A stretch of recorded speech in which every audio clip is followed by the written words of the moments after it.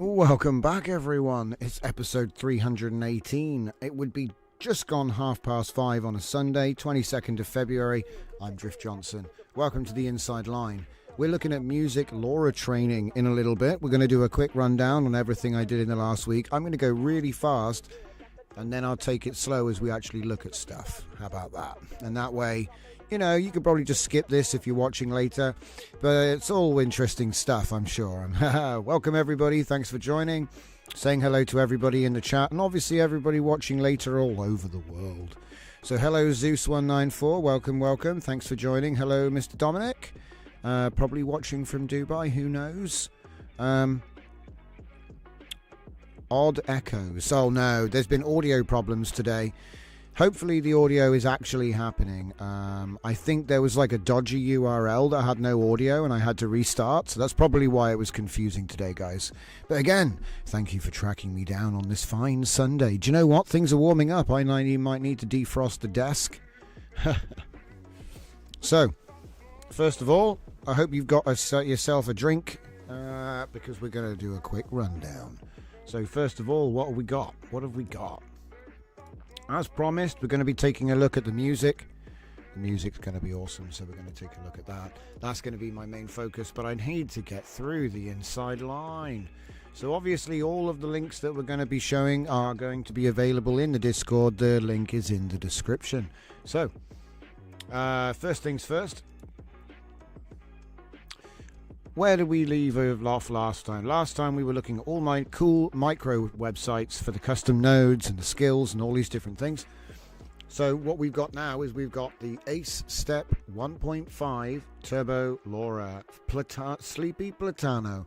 So that is my Sleepy album and my Platano Succio album trained as a Lora with this as a test to see if the captioning worked. It was okay, but we could do better, and we did better, and we'll get to that. Obviously there's a sample there. So Biopunk Games since 2018. I've been running a development studio since 2018. It's a little known fact because we didn't really do much for a long time. But I thought, hey, I just made 30 games and put them all out for free. So they're all under the Biopunk Games tent now. So we're going to take a look at that website in a little bit. Let's go quicker. Holographic TINS JSX. It's a front end in Tauri. You can make JSX to HTML and then use them on a virtual desktop like Windows 95. We also put the source code out for this one. So it's not just the installer. You can take a look at the source code, see how we did it, maybe build something with it. I also put out the installer for Holo TSX TINS. Now these all work based on the TINS principle, which I'm going to be banging on about a little bit tonight. But it's basically a very easy way you can take a README file and make software. That's all you need, just a README MD, nothing more. Works with just about every LLM that can code. All right, moving on. Oh yeah, the Holo TSX is a prototype because it uses TypeScript, React, and Vite. It's not just JSX splurge into HTML, which is what the first one was. A bit of a cheat, really. But this one actually does create a proper template. It does all that stuff, you know. So it's like a code. It's like a code developer thing, and you can obviously make that better and develop it on the desktop. Super cool. Afix is here. What's up, bro? It's been a while. Ace Step 1.5 is pretty sick. I've been messing with it pretty recently. Got to tweak the defaults to get it to sound good. I'd be interested to hear what you think about that. Drop some tips by the Discord, because to be honest, I haven't been doing much with the inference side. I've been doing all of the fine-tuning of the Lora stuff, which is what we're going to be looking at. Dataset creation, captioning, and tuning, which is working great, by the way. So yeah, I am a big fan. I was surprised by how much bass I managed to tune into my Lora. So I don't know. I had to put out a prompt enhancer as well, so I'm sure we could combine brains there. But welcome to the show, Afix. Thanks for joining. So moving on, we got screen, and we're going to be taking a look at Ace Step in a little bit more once I get through all the news. Screenshot Master, it's a Claude skill. You can use it with various other different systems.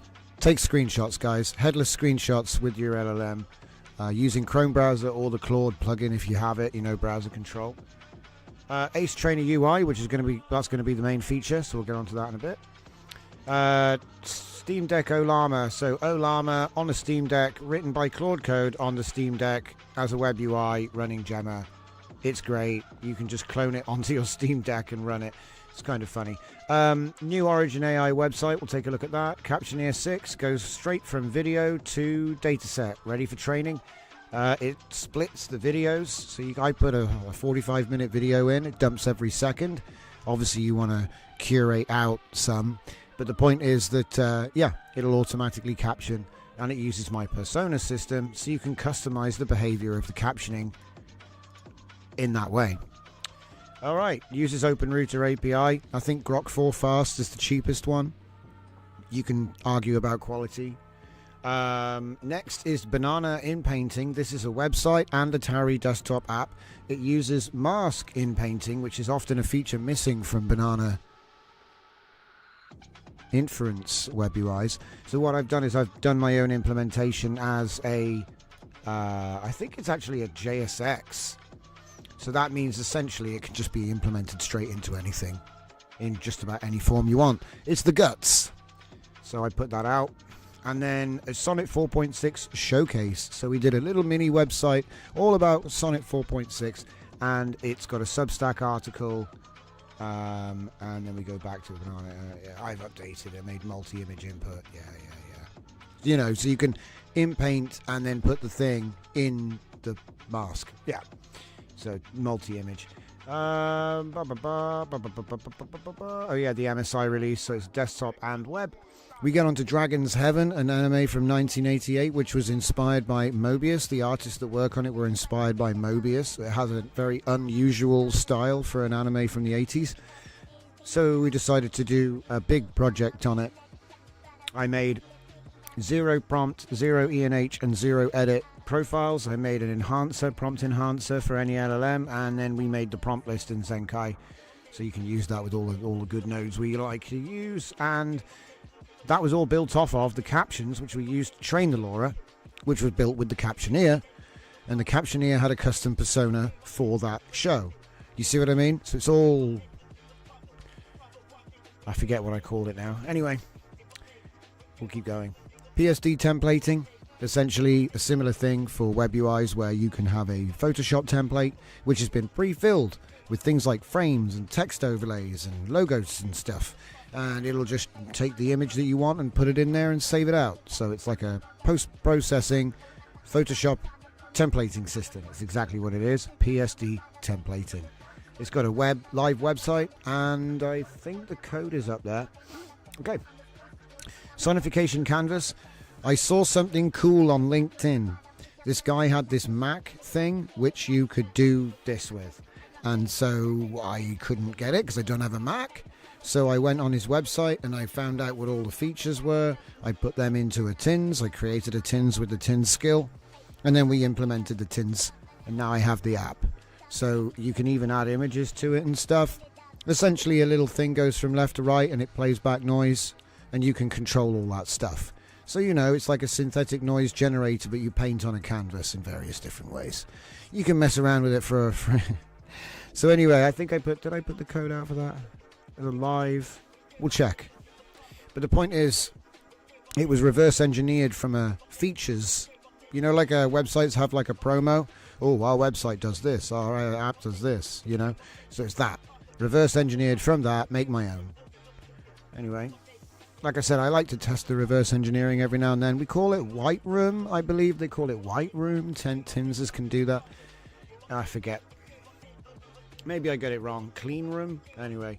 So new Ace Trainer, new output, new Ace Trainer, yeah. We'll get there. So this is the Johnsent Alpha V3. That is my latest Lora for Ace step. If you use that with my trigger Johnsent, you will hear some funky twangs. You hear some funky twangs, you know, that it's learned from my music, which will be applied to just, you know, anything it makes, which is very cool. I'm into it for the style transfer aspect of this. I'm not trying to imitate myself or anyone else.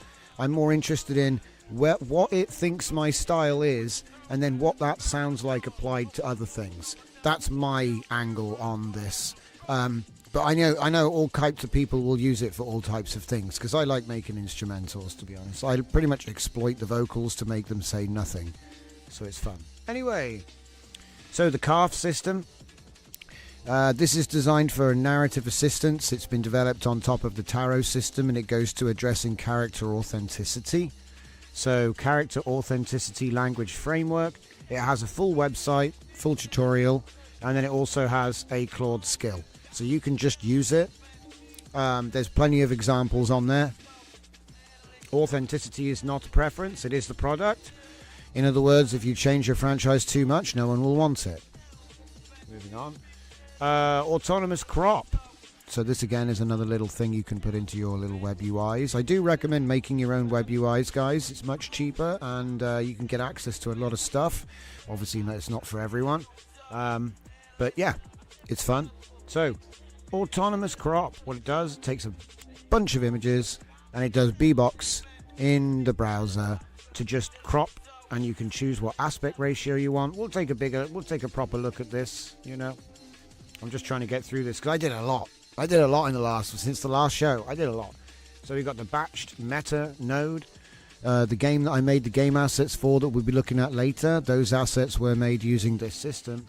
So essentially I ask the game at the point where I'm going to put the game assets, you know, oh, we need to put the graphics for the game in. How do we put the graphics for the game in?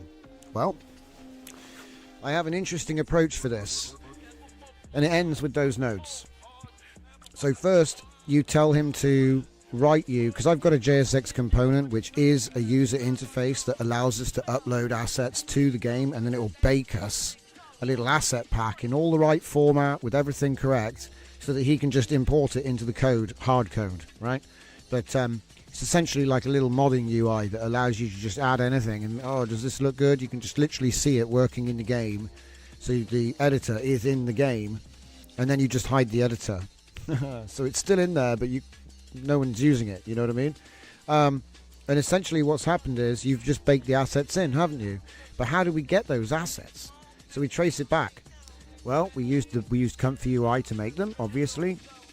So we're going to have a JSON file which contains a list of file names, prompts, and heights and widths.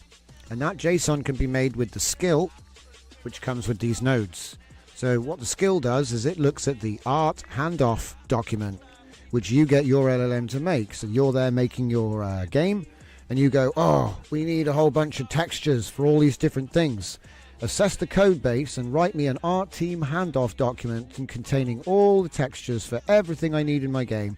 Put it all in the new markdown and tell me for every entry, prompt, height, width, and file name. Go. Off he will go. I recommend making a grounding prompt that applies to them all for consistency. That's a nice little tip, but you don't need it really. Depends what you're doing. But essentially what will happen is he'll give you a big list of about 50 things that he needs you to go and get. So then what you do is you get the skill to turn that into the JSON that goes in the folder for this node. And then you just let it run. Let it run for a few hundred, you know. Don't use Nano Banana for this. Use some low rate, you know, some cheap model you can run on your own machine. Burn them off. Get the best ones. Put them all in a collection, right? And then, like I said, I upload those to the UI editor that's in the game. And obviously that's only visible to the developer when you're making it. So then obviously when you've got everything cooked, you say, right, remove the editor, just the menu, not the whole thing.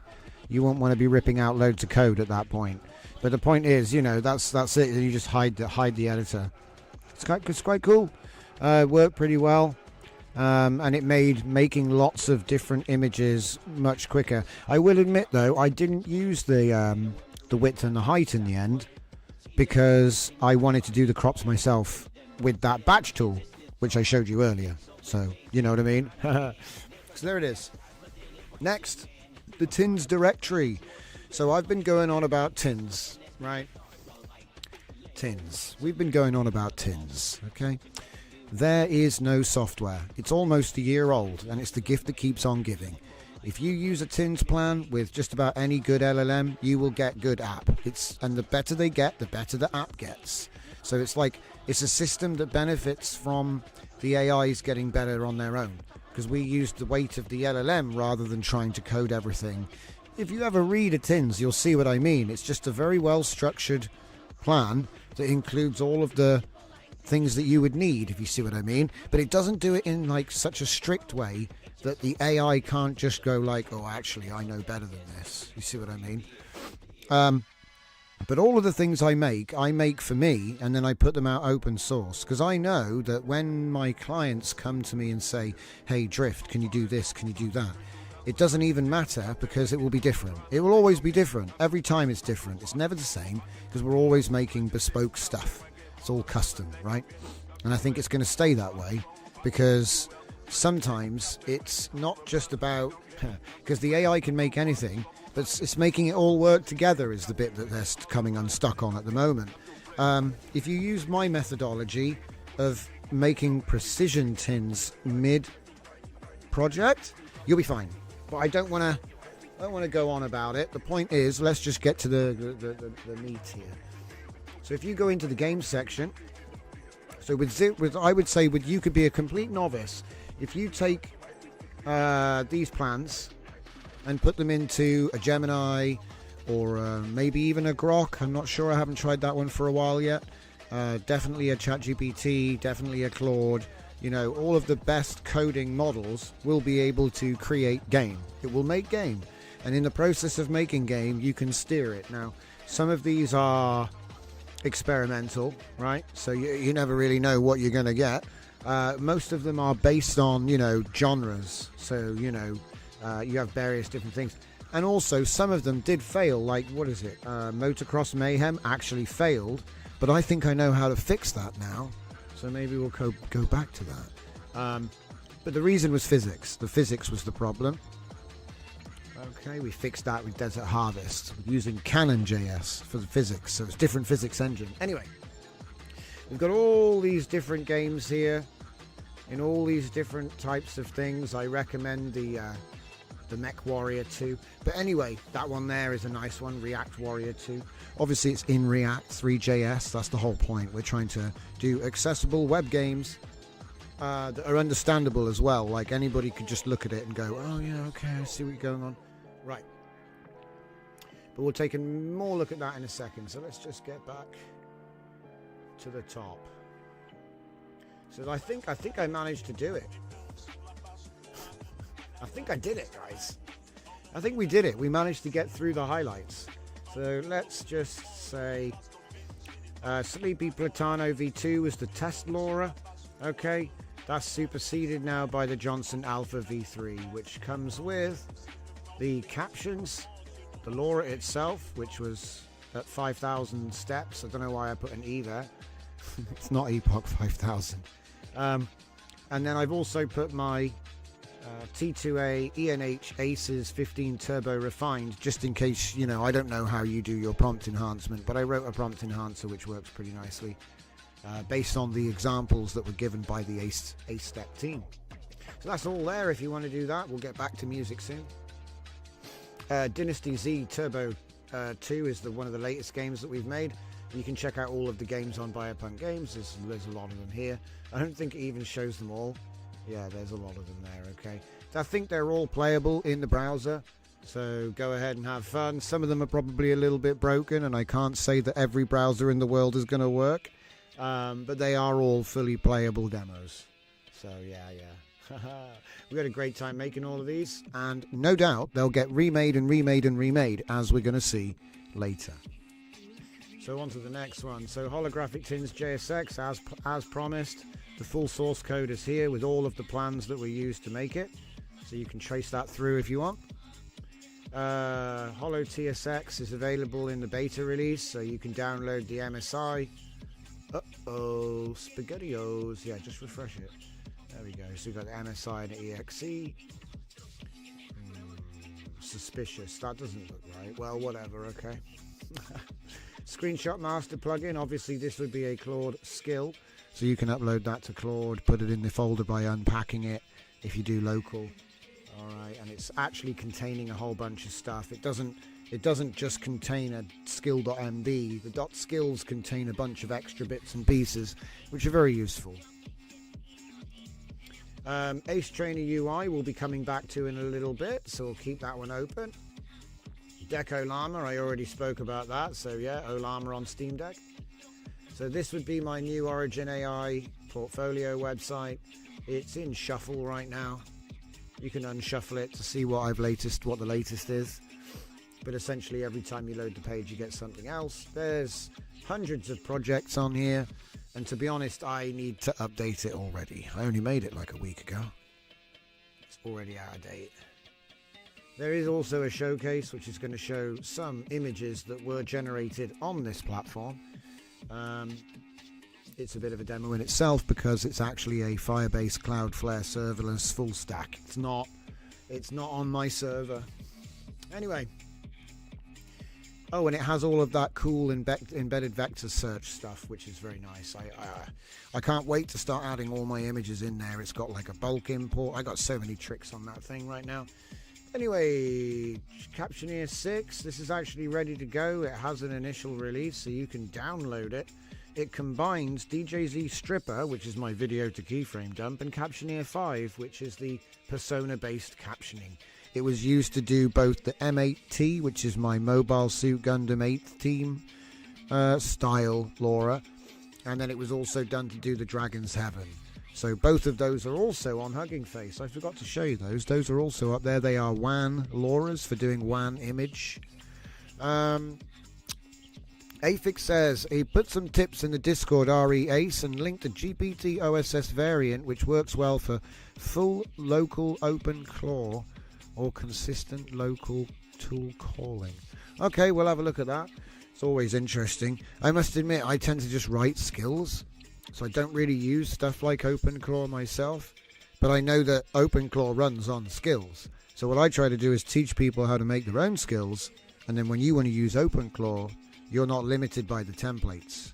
Although, if you're used to it, I'm sure you know you can just use the skill creator, because there is a skill creator built into it, so it comes with Claude Code. Anyway, I mean, it makes sense, doesn't it? If you want to standardize something, that's what I do. I make skill creators, and, well, you know, I make creators of skills that create profiles and stuff. Anyway, yeah. It's the best option. But thank you so much for adding that. I'll be taking a look at those A-step stuffs later. So yeah, Captioneer 6 does video in, frames, and captions, and then zip out. Obviously, it does have a default fallback behavior, but I would recommend taking a look at the... Where is it? I would recommend looking at it, but it's not here. Chortle. I know where it is. It's in Captioneer 5. Okay, that's something I got to do. Next.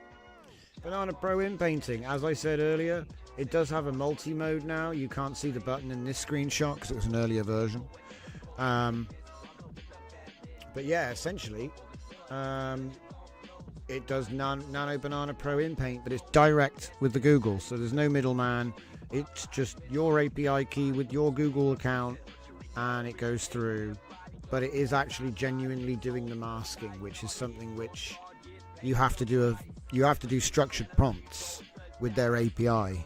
Basically, is how you have to do it, and then the mask is an additional. It's an additional image. Yeah, it was interesting to do this.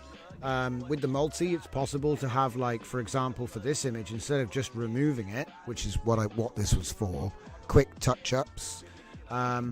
We could have had like a reference of a different type of horn, and we could have said, put that type of horn here, and it will do that too. So that's nice. Obviously, you can just type text as well. Obviously, you can do that. But anyway, good stuff.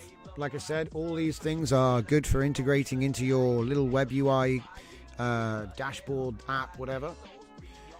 So here we have the Claude Sonnet 4.6 mini website, where I've done a rundown on all of the cool things that make it so much better than 4.5. And you can take your time and read this if you want, and there is some really cool information in here, but I'm not going to waste your time with it right now. All I'm going to point out is the lineage section, which is the interesting thing to me. So we have October 2024 is Sonnet 3.5. February 2025, 3.7. June 4, October 4.5, and now February 2026. February is 4.6 on February. So it's interesting. I don't know. It seems to me like, they're pretty consistent. You know what I mean? If you ask me, like, they keep releasing. Look, 5 major releases in 16 months. It's actually crazy. I hope that they don't slack off and they keep it up, because I love to see it. But anyway, let's move on. Claude 4.6. I also did a Substack article talking about this as well. It's both written off the same article. That's another pipeline. So, grounding document to persona-based copywriter and web developer, but then publish. Do you see what I mean? So it's actually, oh look, there it is. And it took an hour. So, it's something. And then again, when you're talking about scheduling, I have something called Yesterday Project, which is essentially a scheduler that runs 3 months into the future, and it'll run any skill in combination with any skill with your custom teams. But I just, it's so arbitrary at this point. Making them is like, you just ask for it. Just ask for that. If you say exactly what I just said to a good LLM, it will build you one. So it's almost like, so I'm moving away from releasing source code. I'm moving towards releasing just plans. And you're going to see more of that in a bit. All right. Banana Pro in painting. Hey, look, it's the UI. You remember how I said there was a multi? That's right. Now you can upload 2 images and say, I want this in this. All right. Dragon's Heaven prompt kit. Like I said, all the things, all of the different JSONs for the infinite prompt edit system, the infinite prompt enhance system, and the infinite prompt system, but customized for just this anime. So we're using this as a test case to see how crazy we can get with the precision and the coherency. Obviously it does depend on what model you're running and how well the Lora was trained and stuff like this, but it works. And in fact, Nano Banana with good reference images wins every time. And you'll see more of that in a bit too. So there it is. It's more about the process than what we actually target here. We target this because it's easy to look it up and see. And what I found is that even though it didn't get the style exactly right, we're going from 480p to 4K. So at that point, I mean, it's gonna look different because it's like 16 times the size or something ridiculous, okay? More than that. So my point is, the bump in quality is a trade-off. You're going to have to rough it up. If you want to make it look like 480p, it's not going to be sharp, is it? So, and here you have the crux of it, you know, just the aesthetics choice. You've got to make that choice. But anyway, all of the stuff is here. It's all fully explained with links to all of the other repos, which are Comfy UI nodes you can download and use today. PSD templating, we talked about that earlier. The PSD examples that you can use with the demo are right there. Sonification canvas. Let's try it live. So here is the sonification canvas, guys. Let's turn the volume up. Okay. And then I'm just going to play it.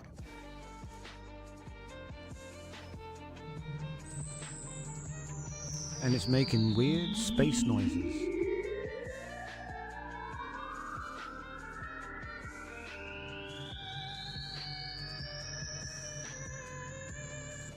Okay, now obviously that's not that cool, is it? It's just noise, right? But if I put an image in it, what do we got? Look at this. Now we get something even weirder, but you can mess around with it. You can put all these different things. Does this work? Does this work? Does this work? I don't know. Does this work? Does this work? Whoa. Oh, it's different now. Oh, wow, I can actually see the bar. See, that was a bug. Okay.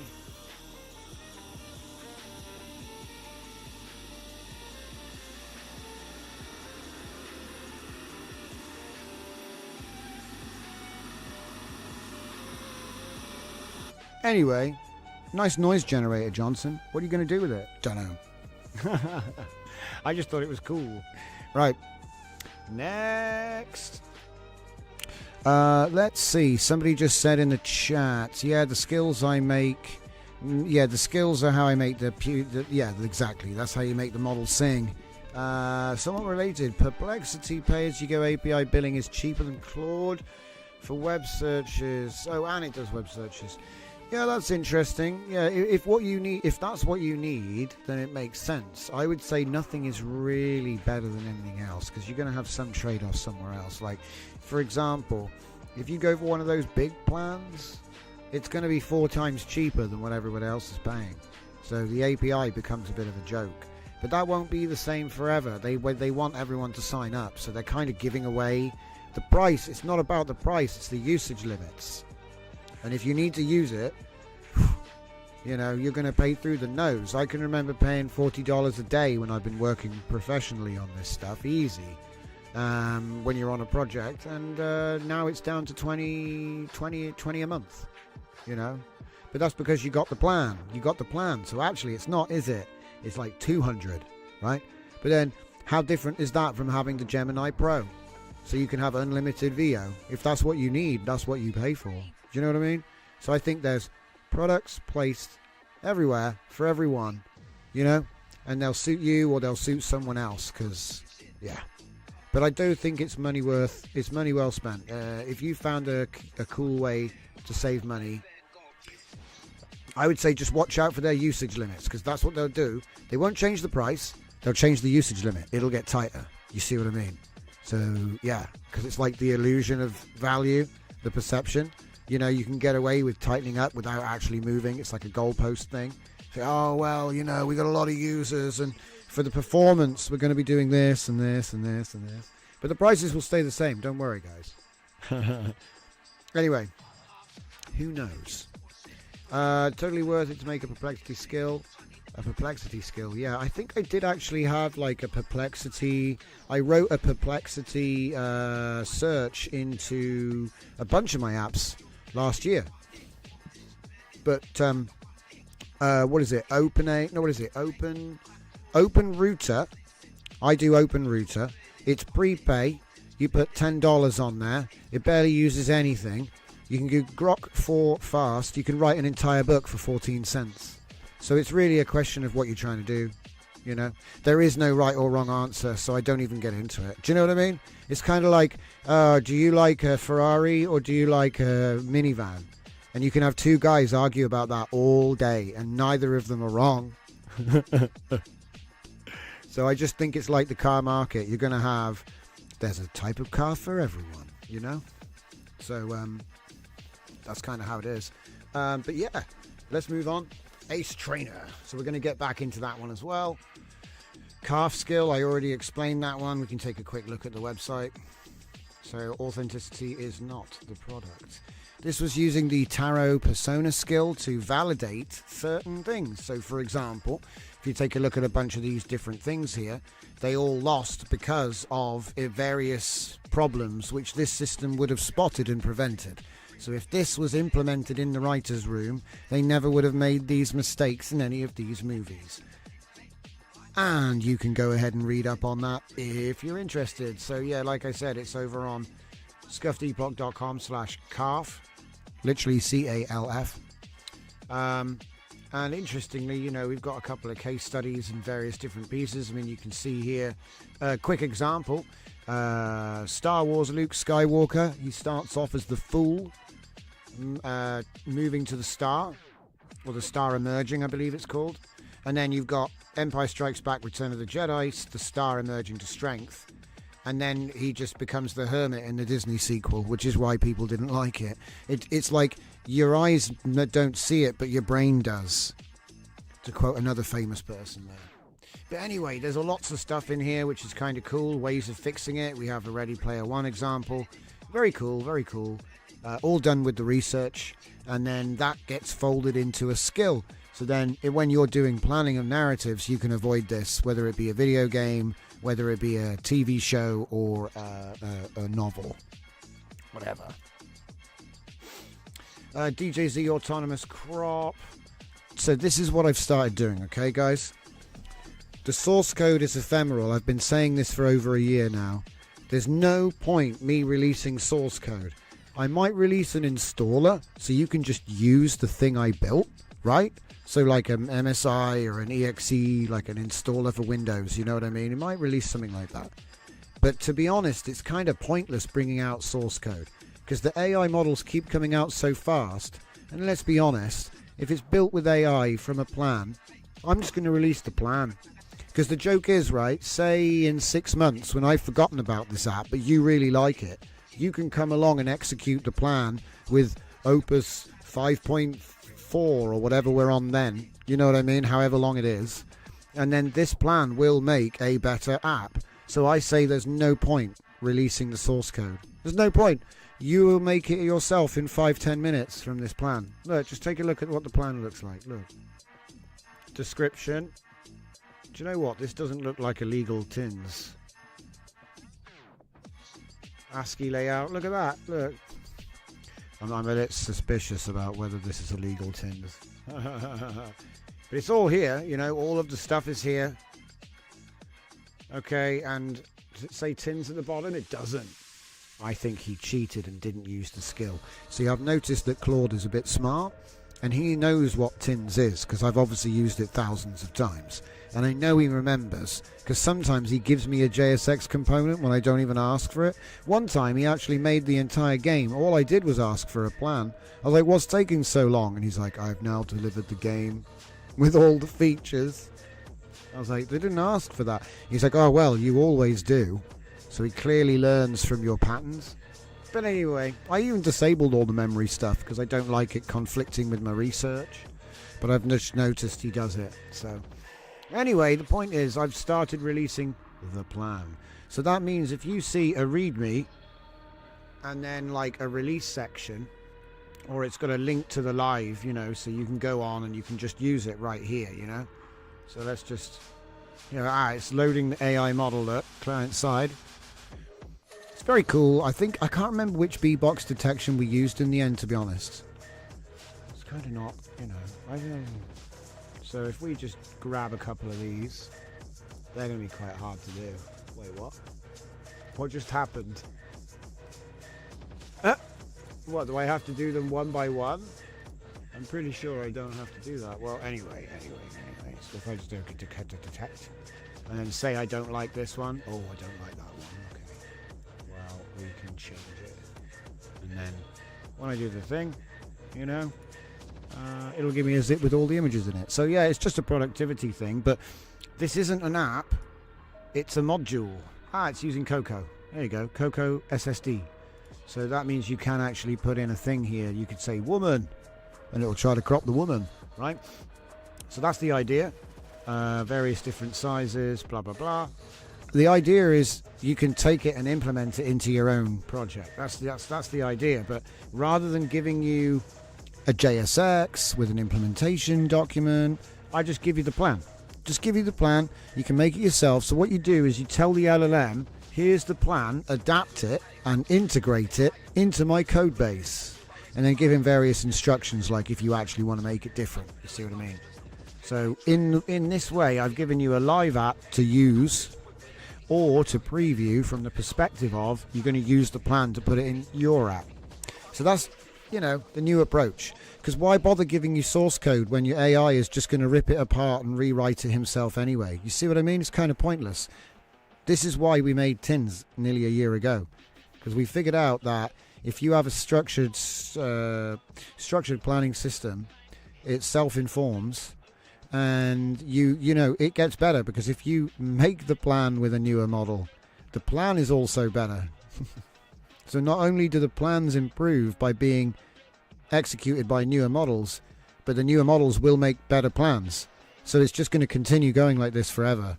And so this is why we started archiving these, because you can, for example, the power of TINS. If you go to Gemini Studio, their app builder, and you just copy paste a TINS into the system prompt, and then just say, start creating the app or begin implementing the plan, he will then go ahead and build the whole thing, and it will be exactly what you asked for. You might have to type continue the plan a couple times just to give them a nudge, because sometimes they do stop short of the whole plan. Something I like doing is saying assess the code base against the original plan and write up a phase 2 unfinished steps.md. Yeah, so then you just tell him to do that as well, and eventually, like a sculptor, you'll end up with nothing left to be done. Test the game or whatever it is, the website, the app. If you don't like feature X, move it, get rid of it, change it for feature B. You can do all of that conversationally very easily once you've got something up. I also recommend backing up your work often. GitHub's great because you can use branches, and that will save you from a lot of mess ups. But I'm sure other people would tell you many other strategies which are all just fine and dandy. Right. That's pretty much it, guys. So in the future, you can expect to see a nice README which explains everything, the live app, or an MSI installer if it's a desktop job, and then the TINS, because I invite you to make it yourself. All right? If you're just a user, you can just go to the website, right? But if you're a developer, well, what do you need my code for? You could probably make it better in C. And the joke is, we've done that. If you take a TINS plan and say rewrite the TINS plan in C, guess what he'll do? So it's actually a very interesting time because the LLMs are getting so good at this. Anyway, Comfy UI batch meta, we talked about this earlier. It was a way for me to batch all the art assets for the games I'm going to show you in a minute. And we're back to the TINS directory. So again, the TINS directory at the moment contains all of my games plans. But that's pretty much where we're at now. Now, get rid of this. Get rid of this. Get rid of this. Get rid of this. Get rid of it. Seriously, you have to? You have to? No. Alright, stop. So I've put up 4 tracks from the outputs of the Lora that we're going to be looking at. So if you want to listen to this on your speakers, where it will actually, be the proper quality. You can use nice headphones, whatever. Because to hear the bass, you need a sub.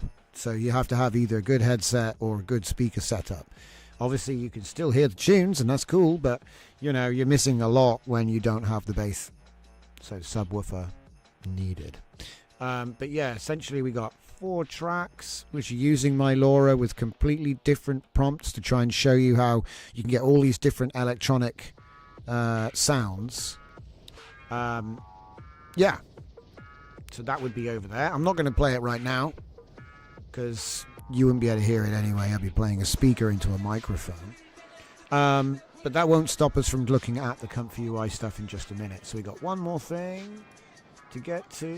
So React Tanks 4 is coming right up in a minute. I also did a tutorial, and this is going to be super interesting for you if you are into this kind of thing. Fine-tune LLMs in VS Code with Unsloth using Colab GPU for free. Sound good? Sounds pretty cool to me. Now, I haven't tried this yet, I have to admit. But this comes straight from the mouth of the Unsloth, straight from their mouths, you know what I mean? People were raving about it. So I thought, well, if everyone's raving about it, it must work. So what I've done is I've put together a course on the doings. When I say I haven't done it yet, I don't mean I don't know if it works. It works. I just haven't finished training anything yet. Do you see what I mean? Because that is an effort, I don't have a data set yet. But having a pipeline, that's half the battle, right? Because at the moment it's like, well, how are you gonna do that? This gives you that pipeline. It gives you a whole bunch of, it tells you get this, Jupyter extension. Not a big deal, guys. They have their own notebook thing. Oh. Why are the images missing? Son of a... What? Give me a sec. Why are the images missing? We've got a problem. We have a problem. I'll fix that later. There should be nice screenshots telling you exactly what to do, but clearly they're missing. But anyway, yeah, you git clone their notebooks, you see. Couldn't be easier. And then you've got all the notebooks you need. It recommends using the Qwen 3.4 billion. All right. But obviously it's up to you which one you use. Remember, you're going to be using the T4 GPU, not your PC. So it's not running on your computer. And obviously, there's the usage limits with LLMs. But I'll be honest, I don't even know how long it takes to complete. Okay, I've never actually finished one yet. So hey, maybe you could beat me to the punch. It also has a flashbang feature. I don't recommend touching it. Okay, moving on, we have Nemesis Mecha JSX. Now this is something really cool that we came up with last night, maybe. We're having a short conversation about Shadow of Mordor, about how the NPCs, when they kill you, they get stronger and they kind of level up in this secret hierarchy that you can't... Well, it does show it to you in Shadow of Mordor, but just the idea of a nemesis. So when you're playing a video game, there's an enemy out there who, say he beats you, well, now he gets even harder to beat, and this can cascade, and he'll become like your nemesis now.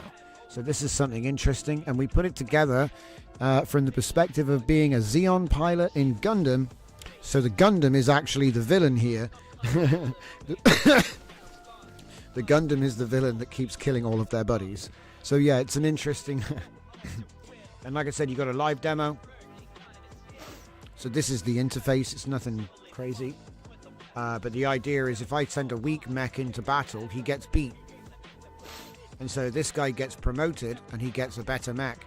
So if this guy continues to get beat, now there are more of them and they keep getting stronger. So let's send another guy in there.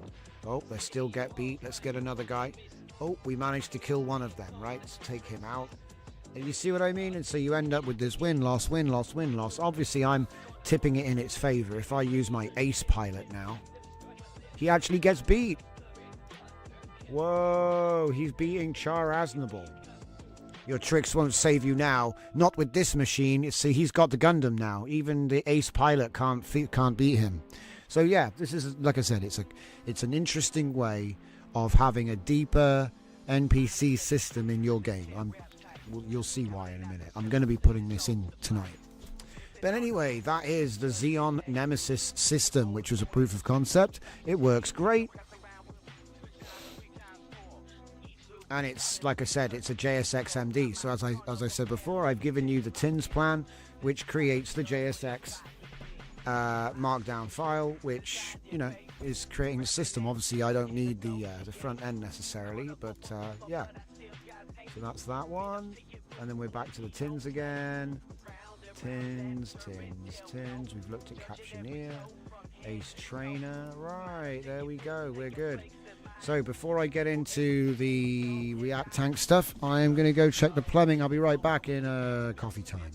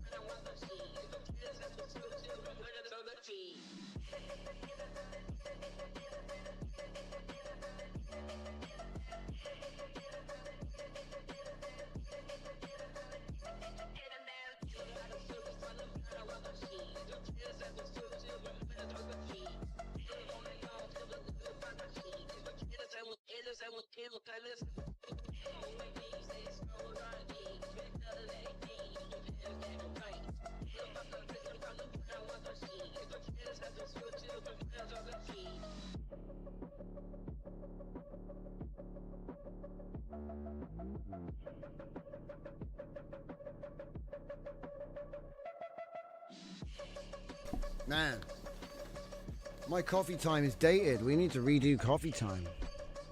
I think we redid coffee time for Halloween, and then I forgot about it. Standard. So let's see. Have you looked into Pew/Heretic Ablation? Yes, we have. Some of them were really good, and some of them were really bad. But I think they do, to be fair, mention that. I like the system they have. The Heretic system looks very cool. But to be honest, we don't really do that much with it, you know. I pretty much just pick up the models I'm interested in.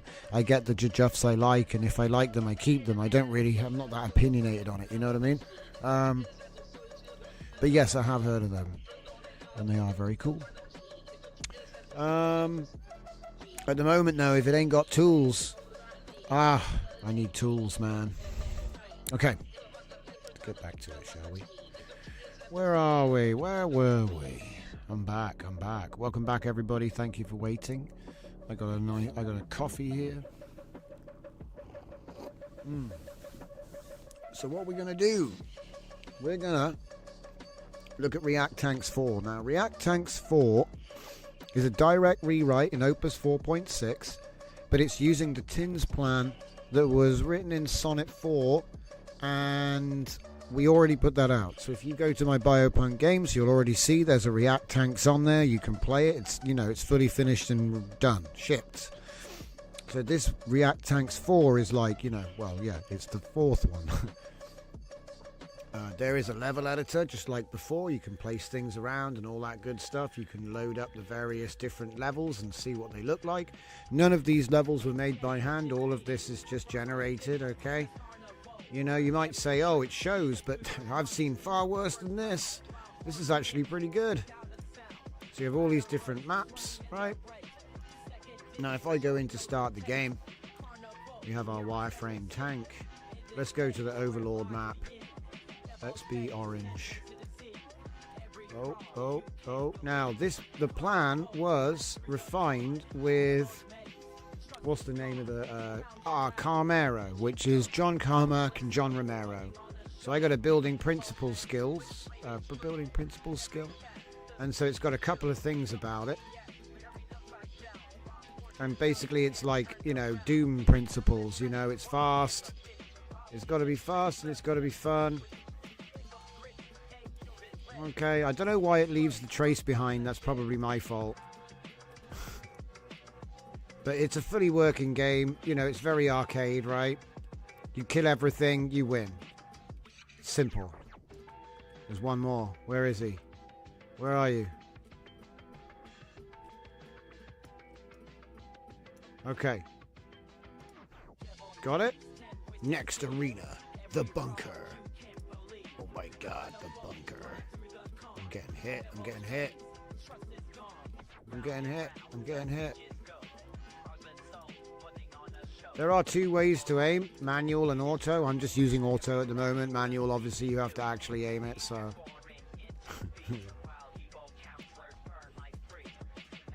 But yeah, the frame rate's nice. You get 60 FPS in wireframe. Everything was generated from the plan. Okay? So, there it is. And that's what I wanted to show you. But the thing is, guys, this is going to be the bit that's interesting. So, I released this at midnight last night. And today, I added 11 of my JSX components, which I showed you 2 weeks ago, made a single new TINS plan to use the code base to take React Tanks 4 to React Tanks 5. Ready? It's ready. Let's take a look at it. Oh, React Tanks 5.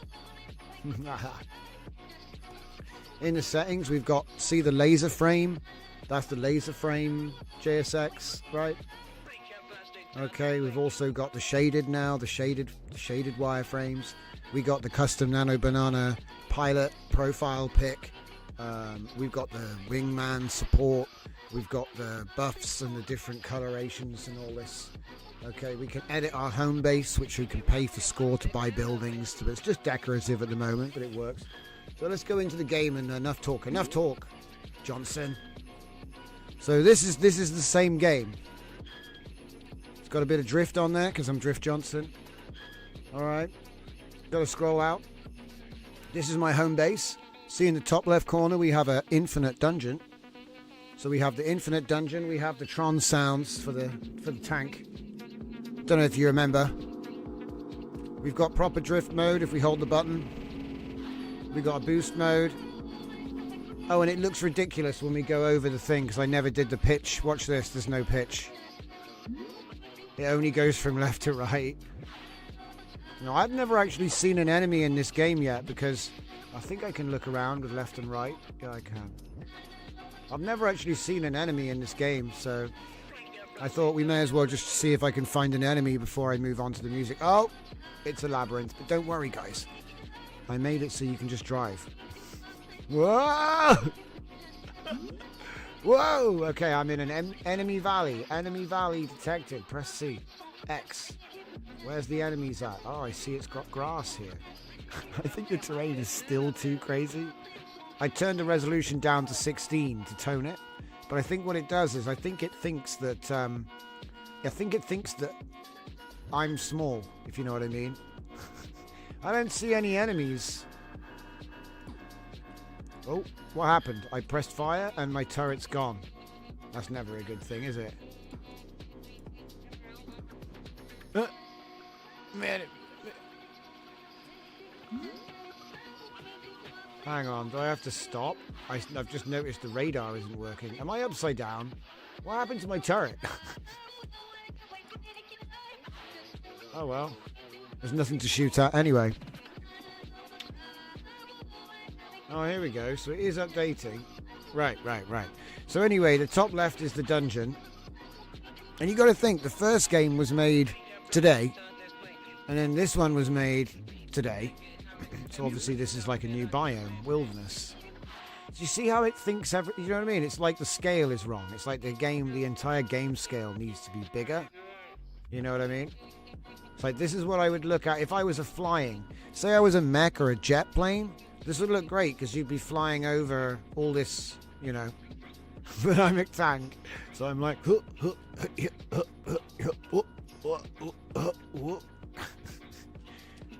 go faster. Do you know what? I'm just going to hop over this wall here and see what's over there. And then we're done. The altimeter gauge in the bottom right corner is going nuts. I got a snow globe in the way. Hang on, let me just... There's like an altimeter gauge in the bottom right corner. It's just going completely nuts. Yeah, I think that there's a problem with the enemy spawning system, which is why I'm not seeing any enemy tanks. But to be honest... Whoa! So anyway, yeah. What I'll probably do is just smoothen it out.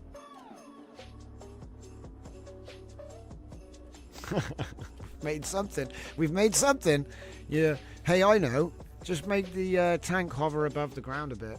Yeah, man, make it hover above the ground. It's a hover car. Anyway, whatever. We're wasting time.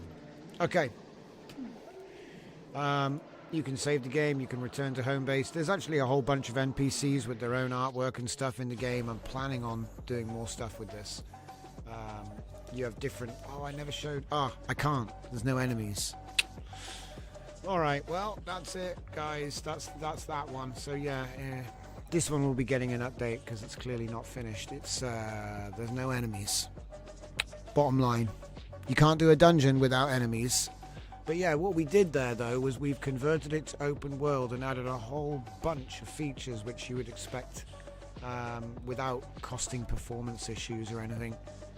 Apart from the derp, there's plenty of that, but that's a whole other issue.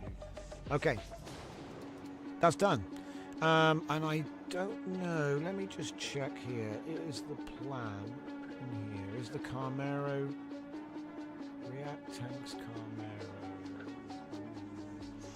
I think it's in a different one. Yeah, I got too many of them. Yeah, I'll make sure it gets added in there. It's like trying to get it all in one place. But I would say most of them are here. React Tanks is there. You got React Tanks, it's that one. And I used one of the building principle skills, or two building principle skills, to make the one that we just built. Essentially. So, I mean, if I just go and have a look at the repo, you'll be able to see. So, if I go to React Tanks 4 dev, I can show you the source files look like this. So we have the R-Tank Carmero TINS. So that'll be the file I'll put in the other one. May as well do it now. Just do it now.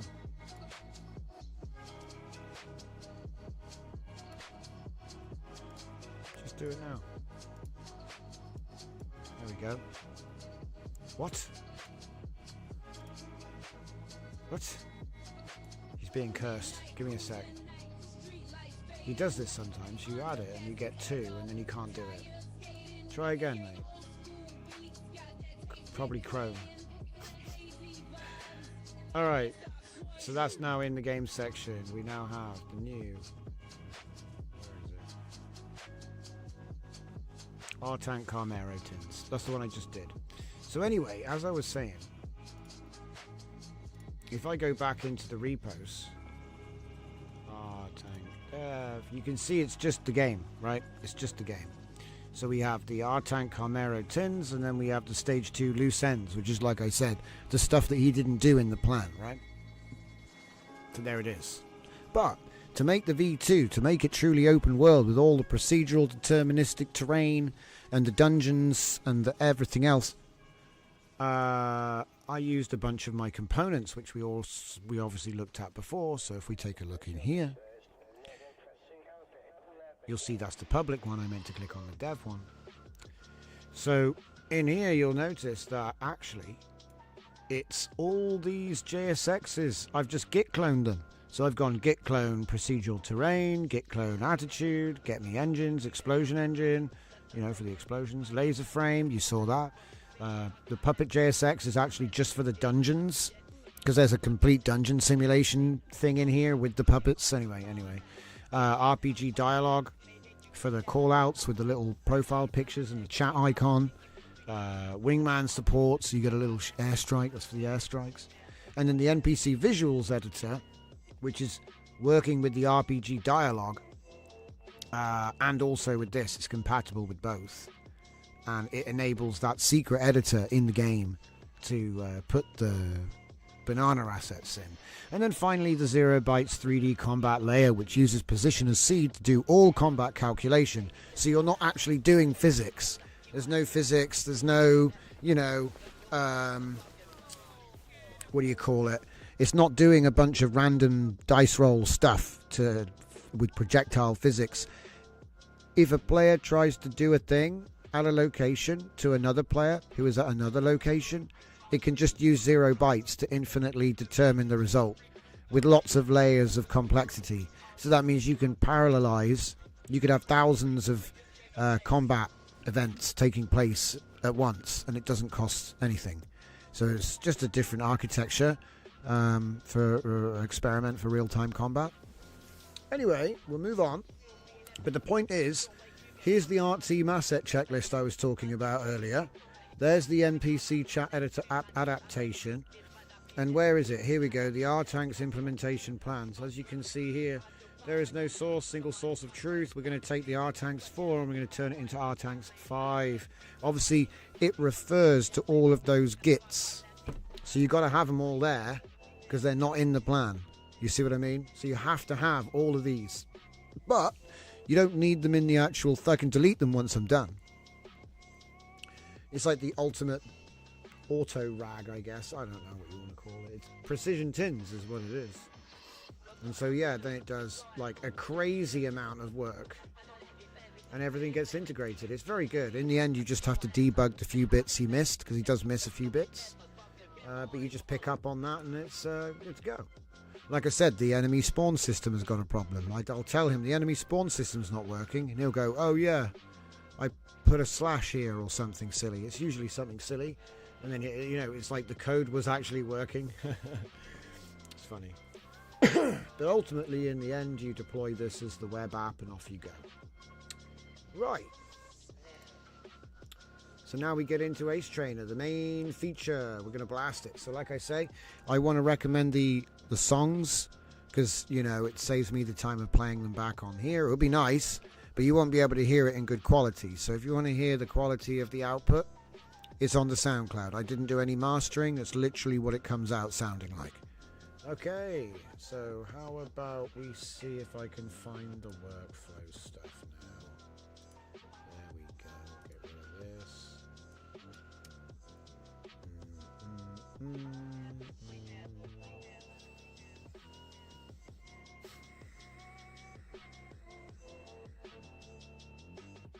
Wait a minute. Okay, so yeah, the Lora. Grab the Lora, grab the captions, get the prompt enhancer. The actual trainer itself, let's talk about the trainer before I just skip past that. So the trainer itself, it was pretty complicated, and it does require you to have the official A-Step project next to it, okay? So my repo goes next to the A-Step repo. So I'm not actually changing any of their training code. So if they turn around and change their training code, it should still pick it up. It should still be able to use it, as long as they don't change it radically. Do you know what I mean? If they just do fixes and it's still using the same file names, this will continue to work. So in theory, this will be good. All right, but it is just a wrapper. So, you know, it is just a wrapper for the official training nodes. So I've just tried to make it easy. But the biggest thing about it is it has the dataset creation. So you add your songs and then you hit the caption all button, basically, is what it does. And we had to build the captioner ourselves. It uses local image bind model, right? It's not an API. It runs locally to do the captioning. And you can actually see in the code the word pools that we've used. So if you believe that you've got word pools that we don't have, it's either because they're not in the model to our knowledge, because we did a load of research to find out what the model actually knows. Okay, we did a load of research to find out what the model knows, and so this is like, to the best of our knowledge, these are all the names that it knows, you know what I mean? And then what we're doing is we're listening to the music, comparing the vector to the what you know what I mean? We're using our best estimation to classify the audio, right? And we do it according to the template which is being recommended by AceStep. Okay, so it doesn't have to do it the way that we've done it. That's just the way we chose to do it. It's like I said, best is the best way we could figure out to make it work well, and it does work well. Like I say, if you train your music with those tags and, you know, train them, when you bring that Lora out, you'll be able to hear with it on and off, it has definitely learned it, you know. But this kind of feels a little bit like when images were trainable in 1.5 and people were like messing around with different captioning techniques and no one really knew what the words were. It's a little bit like the same sort of energy. So it does feel like an interesting time to get in and do some fine-tuning with music. As I said earlier, I'm more interested in the style transfer, to be honest. I'm interested if I can learn the style of the music I make and then apply it to other things that I don't normally work with. I think that would be really cool. And if you, like I said, if you go over onto the SoundCloud, the link is in the description. I don't normally use SoundCloud. Most of my stuff is up on Spotify, but whatever, man. Like I said, it was the quickest way to get it up because it takes like a week for the song to actually come out on Spotify. So I was like, do you know what? Just put it on SoundCloud, put it out as a limited single or something, whatever. And the tracks were cool, man. There's a couple of them I really like. I mean, the bass line was what really got me. Anyway, this was all trained on a 4090 24 gig. Now, I will say as well, it's quite slow on Windows because you can't use the workers. Maybe someone will find a way to work around that. I am thinking about porting this over so that it actually runs on like a Linux or a run pod, because I think that if you were to take my system and just run it in a good container, you could probably put like workers up to like 8 or even 16 depending on the VRAM, and then it's going to take a fraction of the time. You could be looking at half an hour, maybe an hour for 40 tracks. But again, it all depends, doesn't it? How long is the track? You know, all of this sort of thing. Which generation of GPU are we talking about? So again, I try to keep it simple when I do the proof testing. So one worker, it took like a day. It was slow, right? But that's because it's the equivalent of training an image model at batch 1. So I wasn't really using my system, you see what I mean? But that's just, you know, you can't really get away from that, unfortunately. All right. So what else have we got for you? Yeah, image bind, okay? Now, you can obviously look into the code and see exactly what we've done there, for the captioner, that is. But like I said, I think it worked well. Okay, so let's have a look here.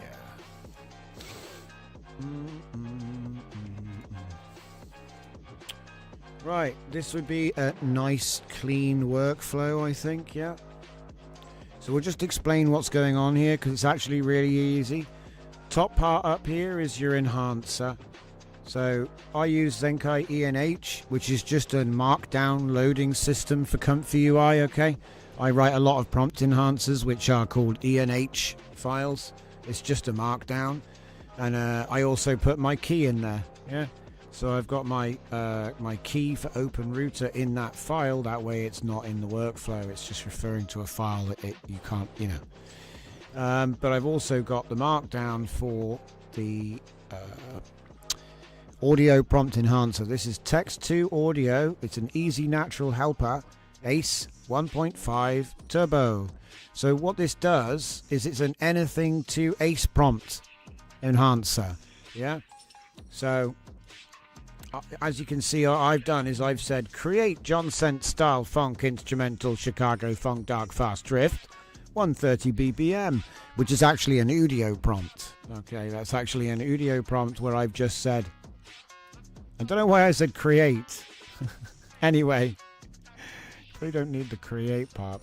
But anyway, like I said, John Cent style or just John Cent is the trigger for the Lora.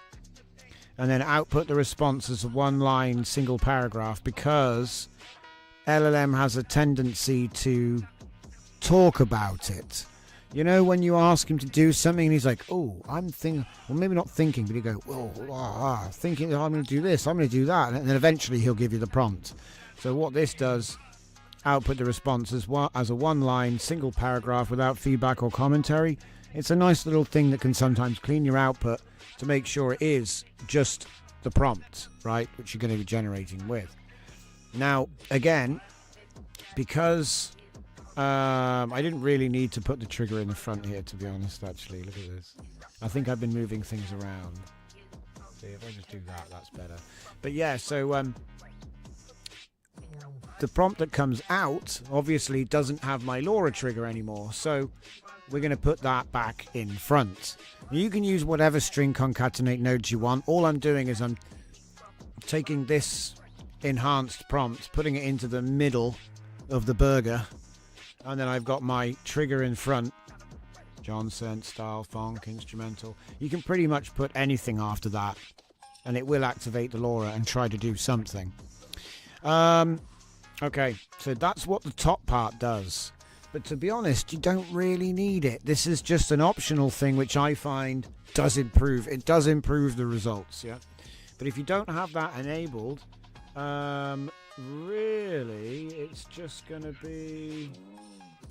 I think I've got the Zenkai for this. Let me check. I bet it's not here. Let me check. Zenkai is just a prompt loading system that uses text files. So, what would we call it? We'd probably call it... can't remember a damn thing. Sleepy? I don't think it was called Sleepy. No, it's not. Damn it. Right. JX. No, we haven't put it in there. Alright, I'm not going to waste time. What I can do is just put that in there. And just... yeah, that'll do for now. I don't know. Output the line as a single file. Anyway, yeah. It's better to do that anyway. It's going to give a bad prompt. I'm just going to do what I was doing in the first place. I don't know why I changed it. I just wanted to show you didn't need the enhancer, but to be honest, I'm pretty sure you already know that, guys. Alright. So yeah, let's just turn that back on. Boop. Right. So again, prompt goes in, system prompt goes in, enhanced prompt comes out, put the tag back in front. That's all that's doing, really.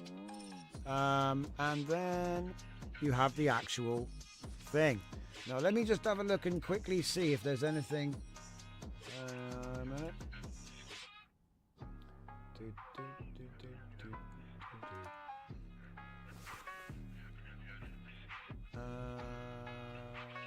RE ACE 1.5, 0.9 temp and 2.3, 2.4 CFG.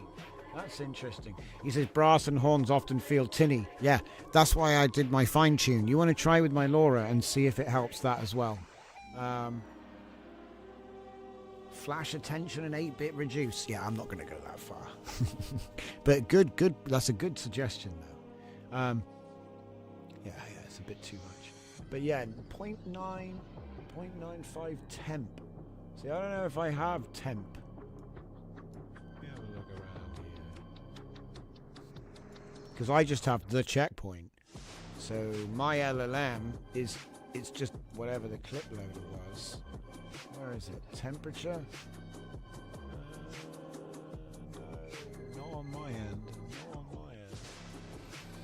But no, that's interesting though. The 2.3 CFG is interesting because I'm using lightning, I guess, or some kind of distilled. So I'm using a 8-step 1 CFG. Just on Euler, no tricks, right? With a model shift of 3. Okay, that's all the vital information. For the prompting, it's pretty much this, which is 140 BPM, time signature 4. I'm using G major, but you know, you could use whatever you want. You call me crazy for doing that, I'm sure, but I used the song duration of 200. In fact, sometimes I used a bit more than that, but it gives you like 3 minutes 20, which is about reasonable, I think. Obviously, I've got my Lora loaded in here, Sleepy Platano V2. In fact, that's the wrong Lora. Hang on, let's load up the new one. JX. Huh? Am I in the wrong? I'm in the wrong window, aren't I? Yeah, I'm in the wrong window. I'm in the wrong window. This is the one. It's the same workflow, guys. I've just added at the bottom no Lora. So we have no Lora, and we have Lora, right? And so that's how, you know, that's how I can prove that the Lora actually is working, right? Because I can make the exact same prompt and seed, right? Make the exact same prompt and seed, and then listen to them both, and you can hear the difference. That is ultimately the spit test for me. Oh, there we go. But yeah, the turbo model will be running 1 CFG. That's the trade-off for running 8 steps. But like I said, I'm running 8 steps. It's great. It's so fast. So again, no tricks up here. It's the same business. But the response is a 1-line paragraph. There's the thing, into the thing. It's all the same as what we were already looking at. Okay. All we have here is we have the Lora, which was put up onto Hugging Face. What's this? Oh yeah, I've got the captions here, so there we go. So that there is one of the captions that was actually used to train on. So this is an example of what my captioner will make. Hip hop, instrumental, turntable scratching and drum machine, 808 bass, hypnotic and gritty, 70 BPM, D minor. Now if I was going to be critical, it's not D minor and it's not 70 BPM. So, you know, it's a little bit like when you do any kind of image classification. Some of the tags are just wrong. And obviously if a human comes in and fixes those little bits, now you have a perfect classification. You know, you've got it at least within the realms of what the model knows, yeah? So, but the hardest part was the classification, because obviously you might think that you can listen to it and know what it is, but unless you've got like a plan, you'll either make mistakes or you'll misclassify something, because over time you might go, oh, actually this, I'll use this word. So then it's like at the beginning you started doing it one way, and then by the time you finish, if it's a really large data set, you'll be doing it a different way. So the automated classification, it's not about being better than a human, it's about being more consistent than a human, because consistency is actually more important. A human can come along and spot those few mistakes, and that's 99% less work. So that's how I've been doing it. Build a nice classification system, try to tune it so it's reasonably accurate, and then when it gets stuff like BPM and the key wrong, well, if you made your music, you've probably got a sheet, or you can just open up FL Studio and drop your song in and find out what it really is, or whatever you use, okay? And then you can correct that quickly and do another retrain. And because that will be more accurate, it will again train better. I find a lot of the reason when we're talking about video and images, when it comes to making a good Lora, the classifiers, it's got to be right, you know? A mistake in the classification system can cause all kinds of... It's like throwing a spanner in the system, you know? You might get away with it, you might not. And, you know, that's the curation side of it, the human in the loop. You come in. So I like do a 3 series thing. So I'll go auto, caption train, go.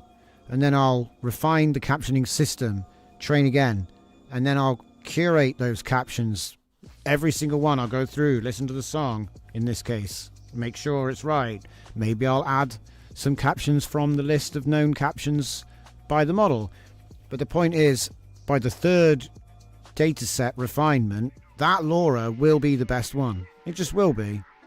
Like I said, it's rang true with all the image models, all the video models, and now, you know, again, because we did do training with earlier music training models a couple of years ago now, but nothing really happened for the longest time. And you can get A-Step running on a 10 gigabyte GPU, so you can squeeze it down. I'm sure that's the thing. Am I using Jujuf? No, I'm using the Checkpoint version here. So I'm on a 4090. It's probably like 18 gigabytes, this one. But I know there's quants and there's, you know, harder quants. So you could probably get it down. What is it, like 8 and 4? But I don't know for sure about 4. There might be like other problems like the clip encoder or something, which is too big. It's usually what it is. But anyway, this works. So like I said, the workflow is actually super simple. You can just get the official workflow, to be honest, and you could use ChatGPT as your enhancer. Dominic says, I run it on an 8 gigabyte 3070 laptop. Thanks, Dom. I appreciate that. So yeah, there it is. Like I say, it's a music model you can run at home. This is the stable diffusion moment that we've been waiting for music. Up until now, it's all been a bit honky-tonk. But I reckon if you come in and you train and think, we only trained on less than 30 samples, I actually think it probably trains on less than 20 better. But it's a question of hardware, you know. I'm talking about the setup I've built, which is Windows app. It'll just sit there and train, and it only does one worker. So it's effectively batch one. That's why it's slow, right? But sometimes that's good for quality because we're still evaluating it, you know. But ideally, porting this to RunPod would be a really cool thing to do. Twig and Berry says there is an A-Step D-Float model, D-Float 11, which is 3.5 gigabytes. Wow. I'd love to... Hey, Twig, you should grab my Lora and generate a track and just post it in Fresh Tunes if you've got that set up still, because I'd love to hear what that sounds like. Afix says, all right, 8 steps, 3 shift, 0.95 temp, 2.35 CFG scale. CFG scale, right, okay. 0.85 top P, batch size 2, 16 batch chunk, 4080 12 gigabyte, 1.7 parameter model. Ah, so you're using a custom clip, custom LLM, sorry, for your clip encoder? That's pretty cool. Love it. Okay. So like I said, the blast. So, you know, we've been talking about this. It's all cool and all. But what happens when I generate, right? So how about we don't have it on 100? You can see what I've been doing. So we'll do 1. We'll do 1. I've obviously got the no Lora disabled right now because I don't need to prove it. It's just this is how you would prove it. You know, just copy this, put it down there, and hook it up with no Lora loaded. That's all. That's all it is.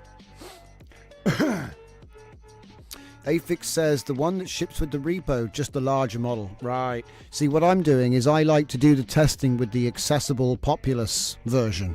So that would be the all-in-one safe tensors checkpoint. So I'm not even using Jujuf or anything like that right now. I think this is the one that the tutorial from Comfy wants you to use. So that's the one you know what I mean? I always figure if people are in Comfy and they click on the buttons, they're going to end up with this because you know, this is the one that the tutorial will make them get, that's built into Comfy now. So even though I recommend Jujuf and this D-Float 11, if your hardware is compatible, I always recommend taking the you know, the custom. But for the sake of what most people are going to be looking at, you're probably going to be looking at the A-Step 1.5 Turbo all-in-one. It's a single safe tensor which has the model, clip, and VAE. Yeah. Yeah, see, a lot of people don't get pull. A lot of people don't get pull. A lot of people are using Claude, not Claude, a lot of people are using Comfy UI desktop or Mac, and they just do everything with the manager. So they've got like this really cool here. Let me show you. Here, look at this. They've been doing loads of work on this lately, yeah. It's actually really good, guys. Like, this is partly why I don't really do tutorials anymore. Because, you know, why would you need my workflow when Comfy UI actually do a great job now? Look at this. Look at this. Light migration, portrait relight, 360 body turnaround. And there's so many of them too. And I guarantee if I went to audio, so we've got stability, 11111. Oh, okay. All right, I take it back. There's no A step 1.5, but I bet you that if we had A step text to instrumentals, I bet you could just load in this one and it works. You know what I mean? Because I like to do. Yeah, we'll look at the advanced stuff later. You got to save some stuff for next week. You know. Let's see. Afix says the built-in Gradio has in-painting. Nice. I built an in-painting for stable audio. It's a file upload, style matching, training.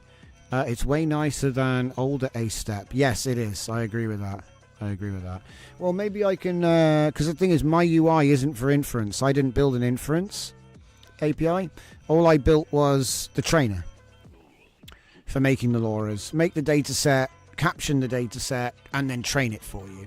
It'll also download the data set so you can train it online as well. So we should probably look at, I think I might just look at that next. And if there isn't one, we need to figure out a way of doing that. So. But let's have a look here. Do we have a song now? Yeah, we've got a song. Let's hear it. Oh, God. That's not good.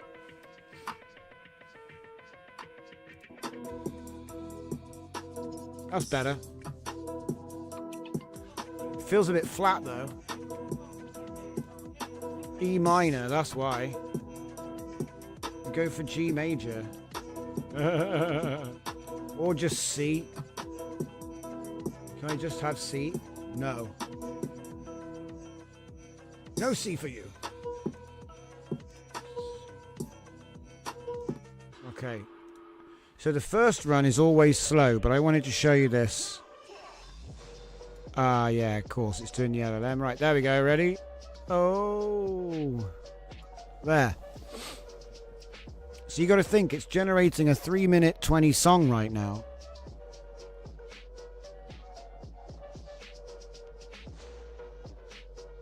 And look at it go. It'll probably do 3 minutes in less than a minute. Mind posting the link to the Lora? Yeah, I can post that. I'll post it in the chat. Or I'll try. I'll try, because I'm on a different computer. Hang on.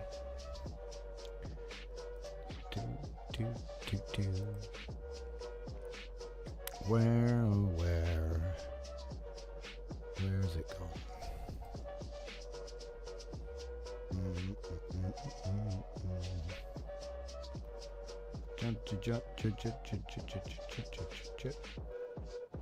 Oh yeah, okay, so for anybody interested, I put up 4 tracks as demos. I'll drop those here first. Obviously all the links are in the Discord, so if you're watching later and you don't see the links, they will be in the Discord, so you can't miss. I just need to actually get the Lora now. That's just the previews. Here we go. And the trigger is the first name of the file, you know? The trigger is the file name, right? John Sent. And it's been trained on my albums as well, so, you know. Because this is the thing. Everyone was like, oh, you're going to train, what are you going to train on? Train it on my stuff. I want to train it on my work. I want to train it on my work. I want to train it on my music. And then everyone is quiet. Nothing. Because the thing is, it's like, people assume you're going to, like, steal Led Zeppelin or Metallica or something, like, famous to get, like, clicks. And I'm sure a lot of people will do that. That's the obvious thing, you know. There's a lot of stuff in that already in video and in images. We've already seen it. A lot of the most popular Loras are, like, famous thing or person X, right? And a lot of people think that that's like a theft.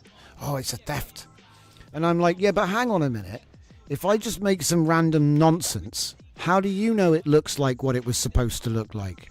You got nothing to compare it to, you know? So if I make an original thing, it's original, but you got nothing to compare it to. Whereas if I try to make Batman, everyone knows what Batman looks like. You can instantly tell if this is garbage or not, right? So I think that sometimes, to a certain degree, there's actually use in imitating the IP stuff, because then you can tell how good it is, right? So I get it, you know what I mean? It shows how well it was able to be trained. The problem is that the base models also trained on that stuff. So actually, it doesn't really it depends on the model. Sometimes you think it will tell you, oh, wow, it must be easy to train. No. You're just accessing what it already knows. It didn't, you know what I mean? So it wasn't related to fine-tuning at all. But then I also thought, when you have something like Batman who's in pop culture, how many photos of people wearing a Batman t-shirt or having a Batman poster in the background does it take for it to learn what Batman is without ever being given a Batman image? I bet not many. And the thing is that movies, you know, they advertise so heavily, it's kind of their own fault. Because it's like if you litter society with advertising of an image or imagery, and then the AI learned that and now knows what it is, you can't really get mad, because you literally spent billions on marketing to make sure everyone knows. I don't know. I just see it as a side effect. It's not really like anybody tried to do it. It's just some things are so ingrained into the culture that's what you get. You get Batman and Spider-Man and Superman everywhere because it's been 20 years of Marvel, right? Oh, wow. What's this? What's the prompt? Prompt, everybody. I need to turn my other music off. Turn it off. I'm sorry it's bad. Through the mic like this.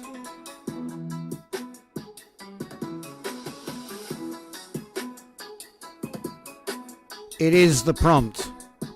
It is the prompt. If you read the prompt, it's the prompt.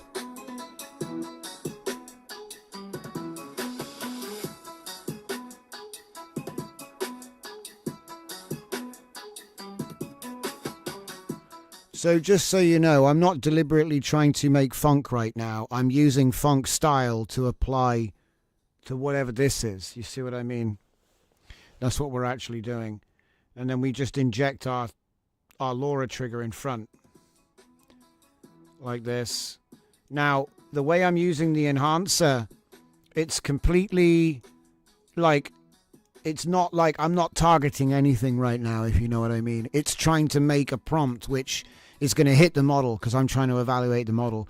But if you came along here with a fine-tuned enhancer for a specific genre or aesthetic, it's going to, you know, give you that tight precision you want to lock in to particular themes, right?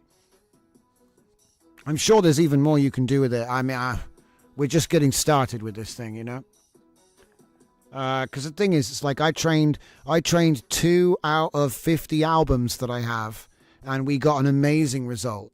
The trouble is, in order to train more, I need to be able to batch it like 8 times faster to make it practical. Because you're not training for a week for fun, you know? It'd be really expensive. But you could train for a day if we could get it like 10 times faster. I'm sure we could. Because like I said, I'm using batch 1, right?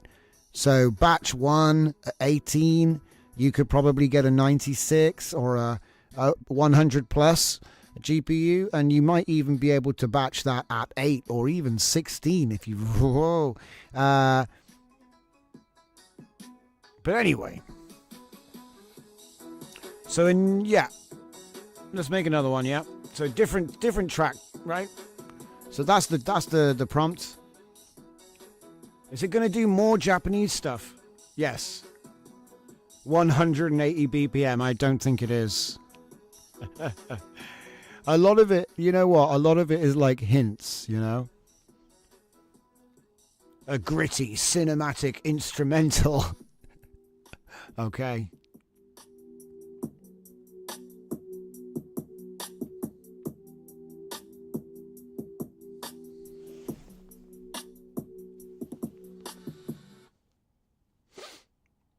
Oh no, the song ended. Don't worry, there'll be another one in a second.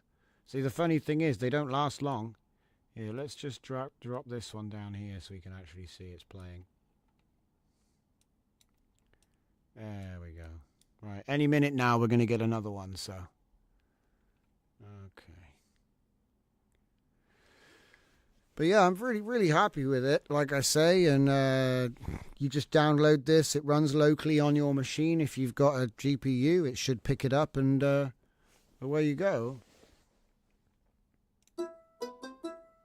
It's getting really into Japanese Kyoto stuff right now.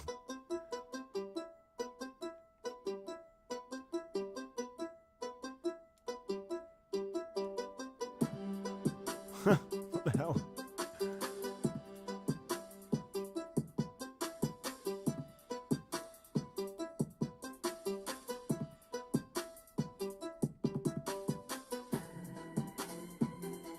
Okay. Yeah. Can you read that? Yeah.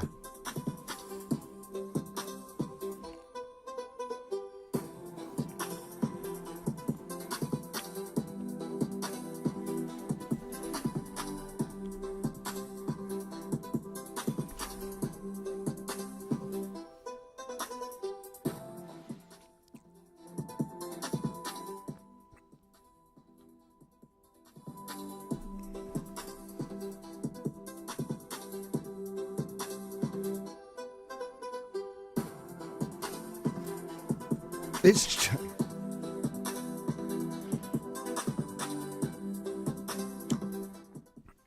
okay, so you have to deal with a lot of like silence. It's trying to do silence reduction and all kinds of stuff. So the raw audio isn't being played through the stream. I'm using a different machine. I'm having to play it through, you know, my mic, right, which is crap, and I'll admit to that. But it gets it done. The samples are up on SoundCloud. There are links in the chat and in the Discord. So if you want to hear what it actually sounds like without any nonsense, I would suggest just checking out the 4 samples that I put up on the SoundCloud. They're not cherry-picked. They came out in sequence using the workflow that you got right here. All I've done is load my Lora, which I trained, using the tool, which is all up on GitHub. You can find everything. Links are in the description.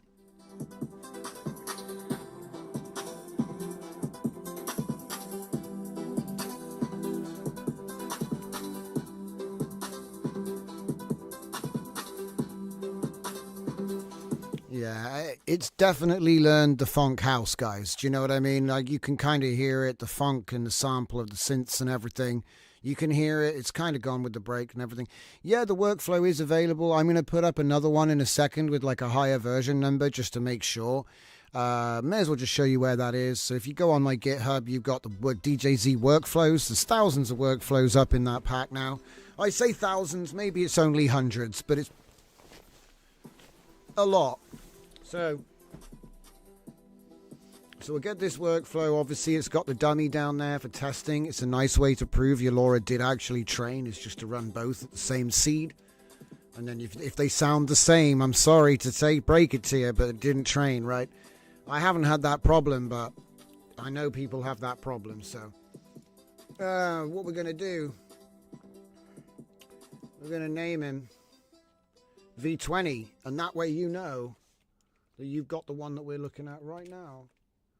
So if I just save as the 20 and export the 20, and we will go over to, hey, how is there no music playing right now? Do you know what? I need to make a different, yeah, let's just do that. Let's give him a different instruction real quick. See what he comes out with down here, because I've got a funny feeling he's like, okay, Chicago groove with Russian cultural elements and Memphis funk. What? Okay, he's really gone for it that time. So let's see what we get from that. And look how quick it is when it's warmed up, guys. Oh, wait, it's black. Ah, yeah, it's the chroma. Furnicar is here. Welcome, welcome. So let's go over here. DJZ Workflows. If you see GitHub, Mushroom Fleet, that's me. DJZ Workflows. I would recommend just cloning the entire thing. But you can see you've got A-Step Audio at the top. And then here we've got 2026 V15, which is 3 weeks ago. And then we've got the one I was just looking at, and the audio-to-audio version, which obviously allows you to put your tunes into it, because it does do audio-to-audio. So yeah, let's just upload that new one there, just to make sure. I think it's the same, but no harm in doing it again. Okay, what do we got this time, huh? What do we got this time?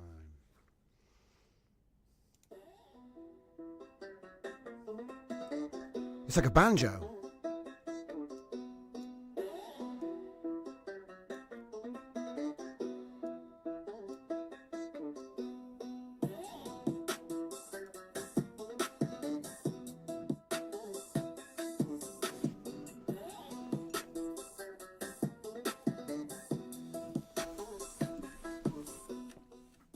Why am I still talking when I'm not talking? Stop talking.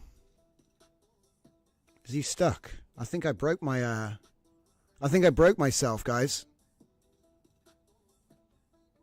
Ah, there we go. Wait. Hello? Hello? Yeah, there we go. I broke it. There we go. That should be safer.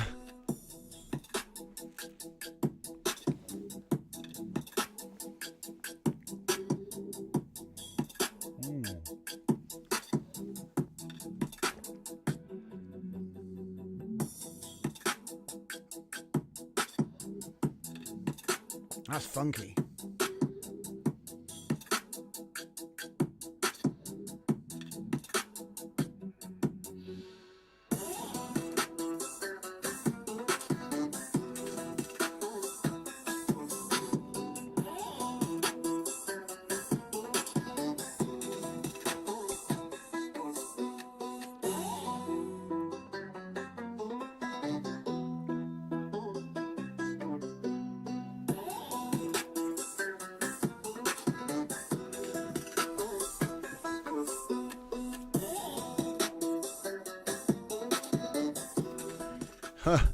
Awesome. All right, let me just get myself back on track here. A baboosh. Hello, I'm back. Right. So obviously, you know, lots of fun to be had with this, guys. Like I said, training at home for music.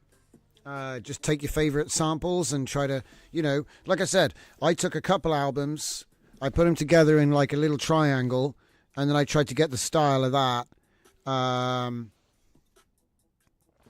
Yeah, but this is beautiful. Like I say, you can get the enhancer and the Lora in the same repo up on a Hugging Face.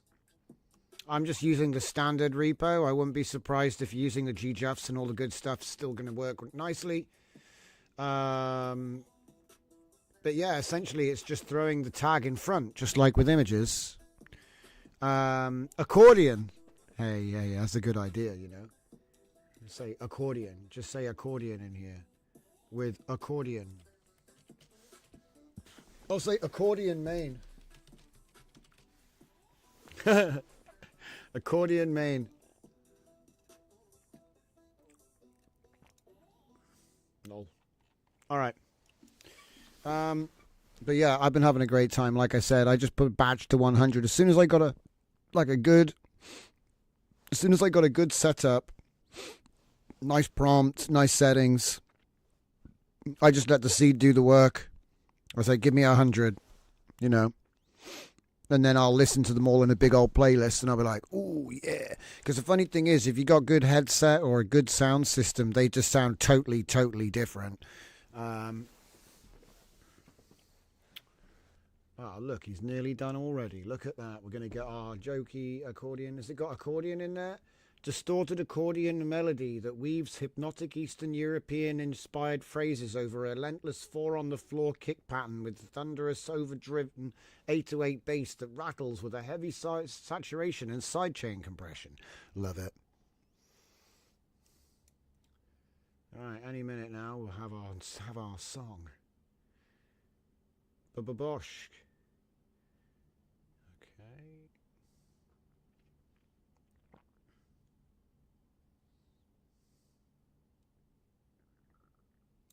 Come on, there it is.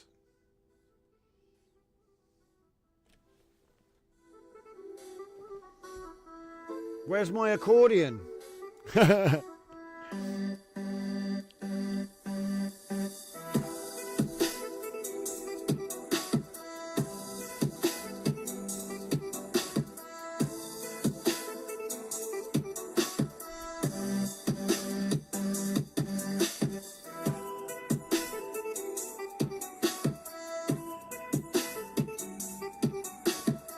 Oh my God, how did he nail it?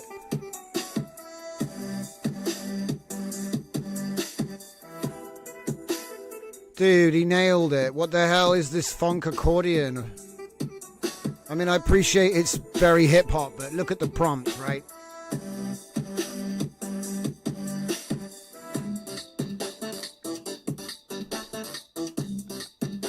He's doing a solo. The accordion solo. Ha! That's funky as hell, man. Circus-like atmosphere layered with gritty trap framework.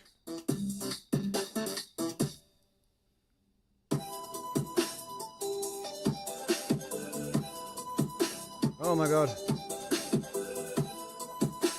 That is sharp. That is sharp. Ooh. Okay, it's got some issues which you could solve with EQ, you know, like we're peaking on some frequencies, but the harmonics are actually the harmonics are nice.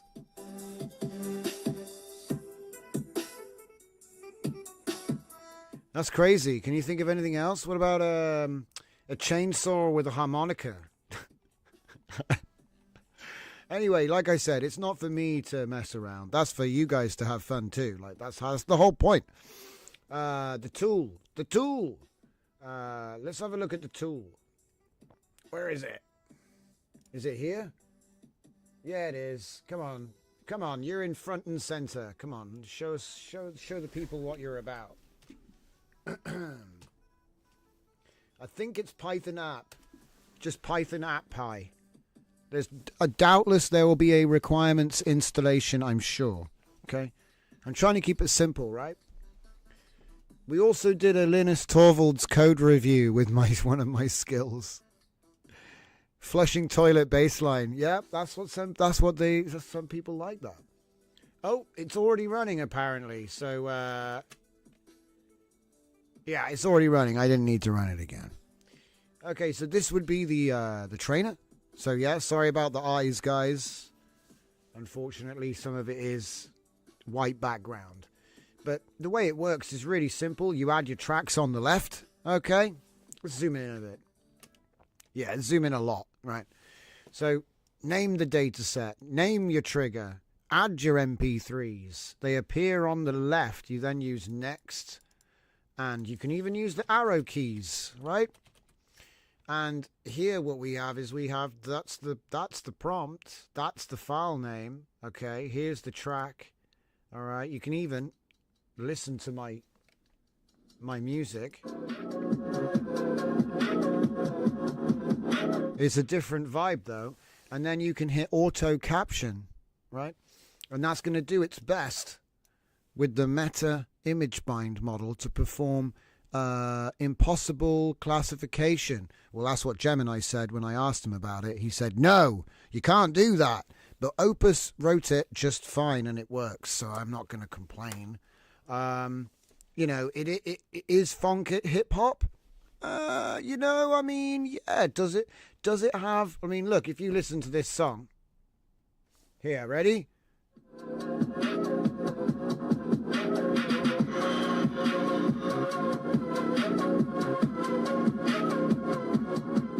the thing is, I could, you might say, you might say that this isn't accurate, but I can't, you might say that, oh, well, you could argue, but it's not wrong, is it? You know what I mean? Yeah, it was it was hypnotic and gritty. Yeah, there were 808 basses. There's a drum machine. You could, the scratching stuff, maybe not, but I think you could misinterpret some of this as scratching.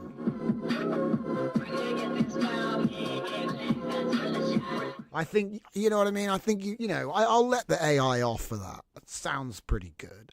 So, but anyway, if I go to a completely different album, like I go to Clutch Killer is hip-hop, instrumental, turntable, scratching, koto drum machine, cinematic and cold. I think it could be better. Sure, we could probably make another even better classifier. I'm sure of it. But for now, it works and it trains well. And that's like the starting point, right? So what does it sound like?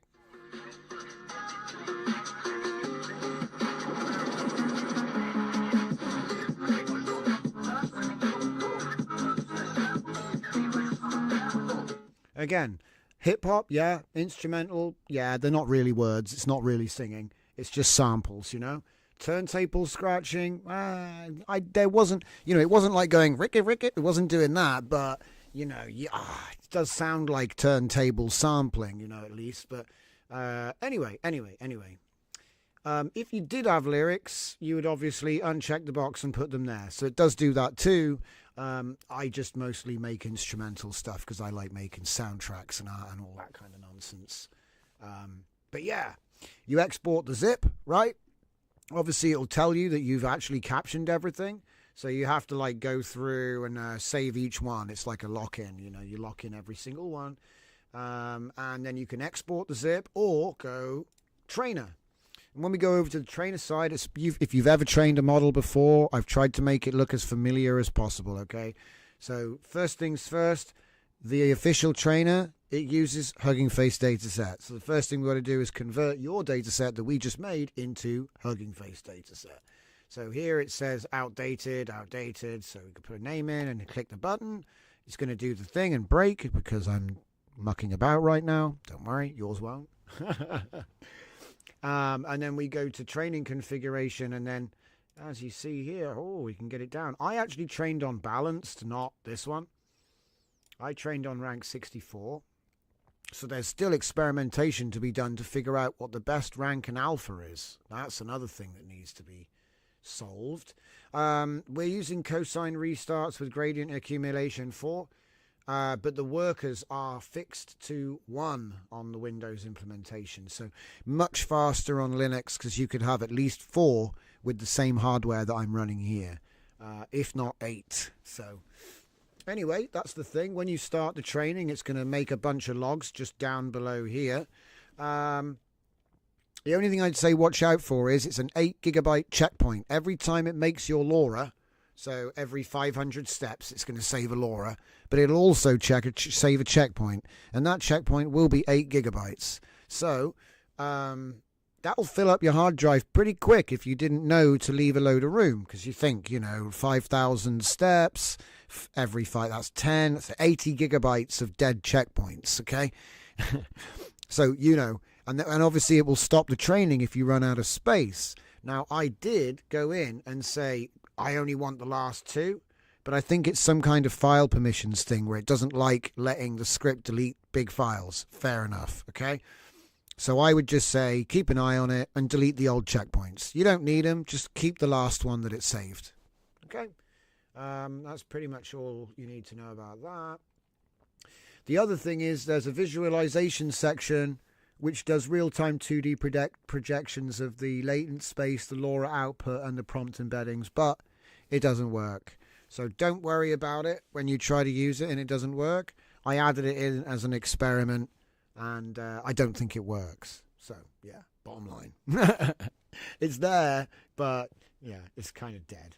I was like, because it looked really cool. They use them with LLMs for training, PackMap. In fact, it's interestingly enough, you were asking about Heretic earlier. Heretic LLM PackMap.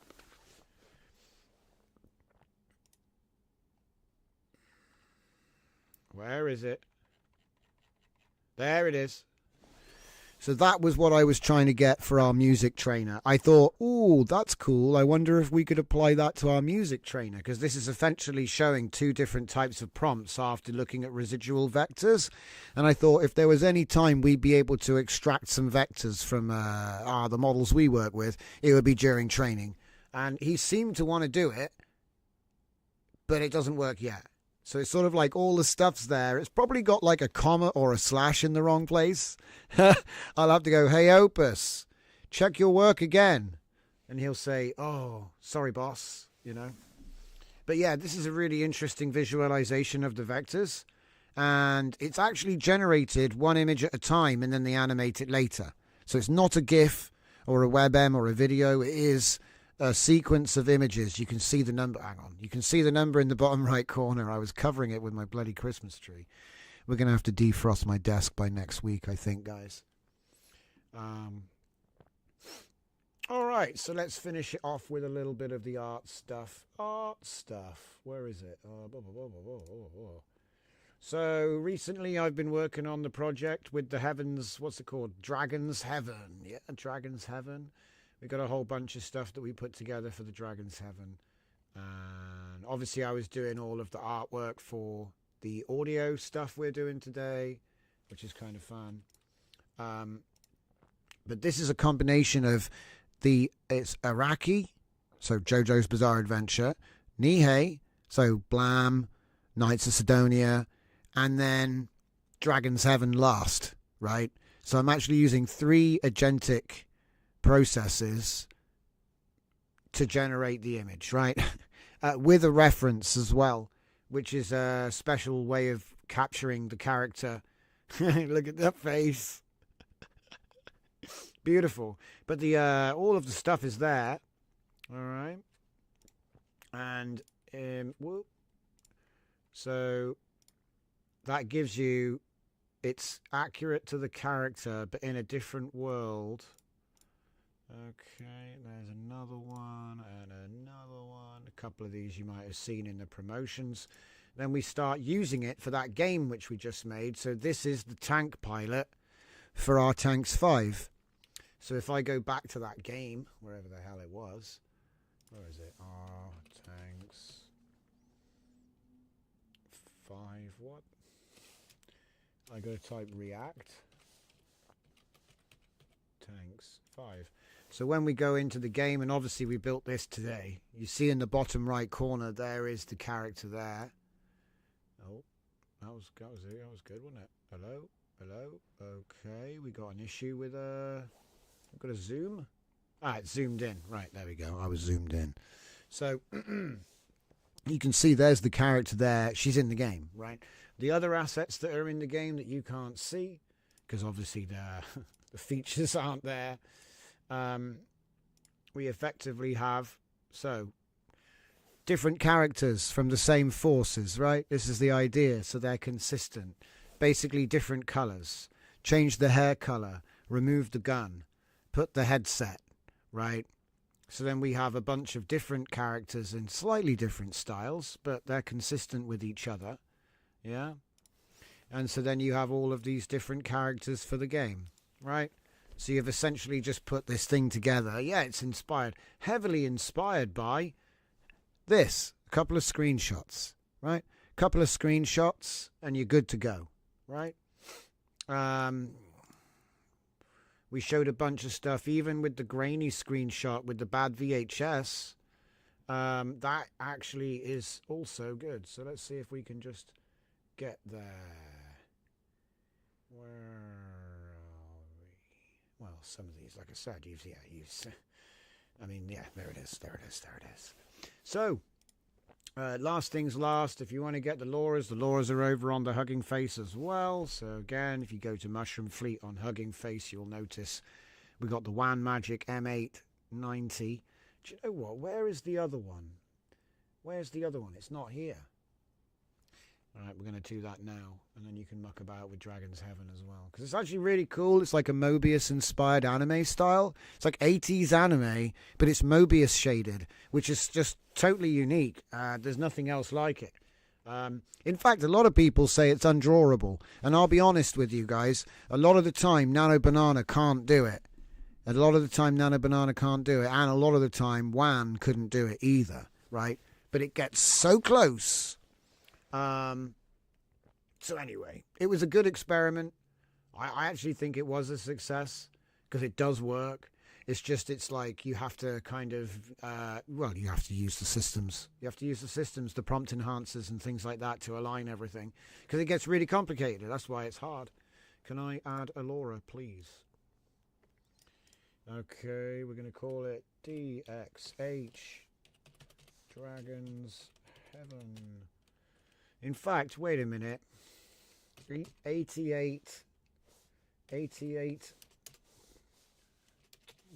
DXH Anime 88.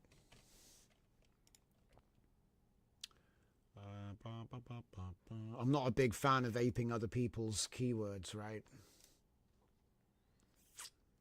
Okay. Looks good to me. We'll chuck it in there. Where's the music, man? We're here to blast the tunes. Oh no. Oh no. Steve, keep the camera still.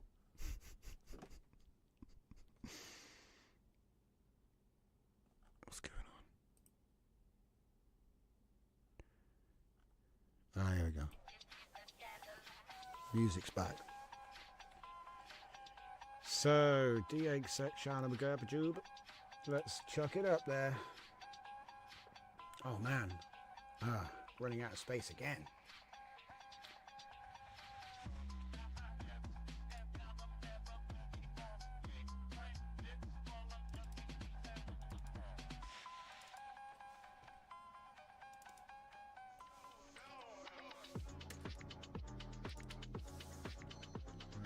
No, it's not that one. I'm looking for WAN, big WAN. DX set, there it is. And then you're gonna want. It's easier to link to the other repo, isn't it? I just have to put it in the repo readme. Because actually that Lora's got like more tools than almost, the prompt kit. Dragon's Heaven prompt kit, so it comes with everything. So all the customizations for all the systems. So just link to that on the thing. Yeah. Okay.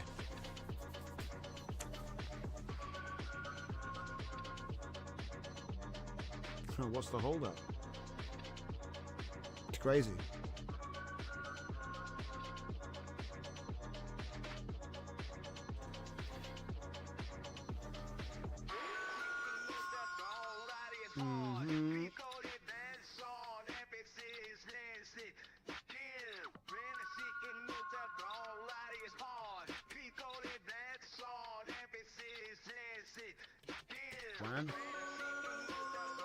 WAN 2.2 rapid, what? WAN AI, what? What? 2.2 I2V T2V. Huh? Yeah, sure, it's all of that. It's all of those, yes. See, the funny thing is, it's like, it's for a video model. What about magic? Can we just say WAN magic? Because that is an image. Ah, shit, it just links to me. Right, screw it. Screw it. Doesn't work. I'm just going to put the link here for now. I ain't got time. It's like, yeah, all the information about this is right there. So, yeah, you want to know? All right. That's good enough for me, I think. But, yeah, like I say, this has been a fun little game to put together. Mostly I do it. Look, it's got a bit of drift now. Whoa, whoa, whoa, whoa, whoa. Whoa, whoa. Yeah, mostly I put this together just to see what the result would be. And ultimately it managed to do all the weapons, the entire procedural landscape. Yeah, sure, you know, you got to tweak a few values here and there, but the main part is here. It's all there and working. It looks quite fun as well. I think if you had some enemies chasing you around, because it was very fun in the arena game. You know, you did have fun running around trying to kill everything. So, but at the moment, there's just nothing to do. Look at this. Look at him slipping and sliding. Whoa, whoa, whoa, whoa, whoa. It's actually kind of funny. But yeah, I'm getting ready for putting together another. This was all a prototype to prove that I can do two things. One, you know, take the existing TINS and just go ahead and make that into the more modern, updated game, which we've proven works, and we can do that no problem, and multiple times now. And then the second thing is slapping like a massive stack of JSX components that were pre-written into the repo, and just going ahead and building it from there. And we've proven that that works too with this. Even though it wasn't free of issues, there were some like loose ends which weren't great. But yeah, what I plan to do is basically reduce the height, because right now the height is too noisy. So I reduce the height of the terrain and fix the enemies, and then you've pretty much got your game. I mean, look, there's no structures or anything, but that's, like I say, each system is kind of like all running off the same thing. So once you fix it, everything just appears. It's kind of fun. But yeah, it is a procedural world. It has biomes, you know. Reminds me a bit like Dynasty Warriors right now. And like I said, if I'd chosen to be like a flying vehicle, this would actually look great for, like, you know, random piece of land to fly around and do battle over the top over. But actually it's a tank game, so I think the previous game that this was made for was a flying game, which is why it looks like it looks, because you were supposed to be doing dogfights, and then this is just something below you, you know. So obviously that needs to be changed for the purpose, but it is working. It's actually kind of fun to drive around like this. It's kind of weird though. But the fact that this was basically made in like, what, a day? Less. Made in a day. So it's sort of like, oh look, that's not too bad, is it? Actually, it's like, look, it's kind of like the mapping of the ground to the tank is a bit weird.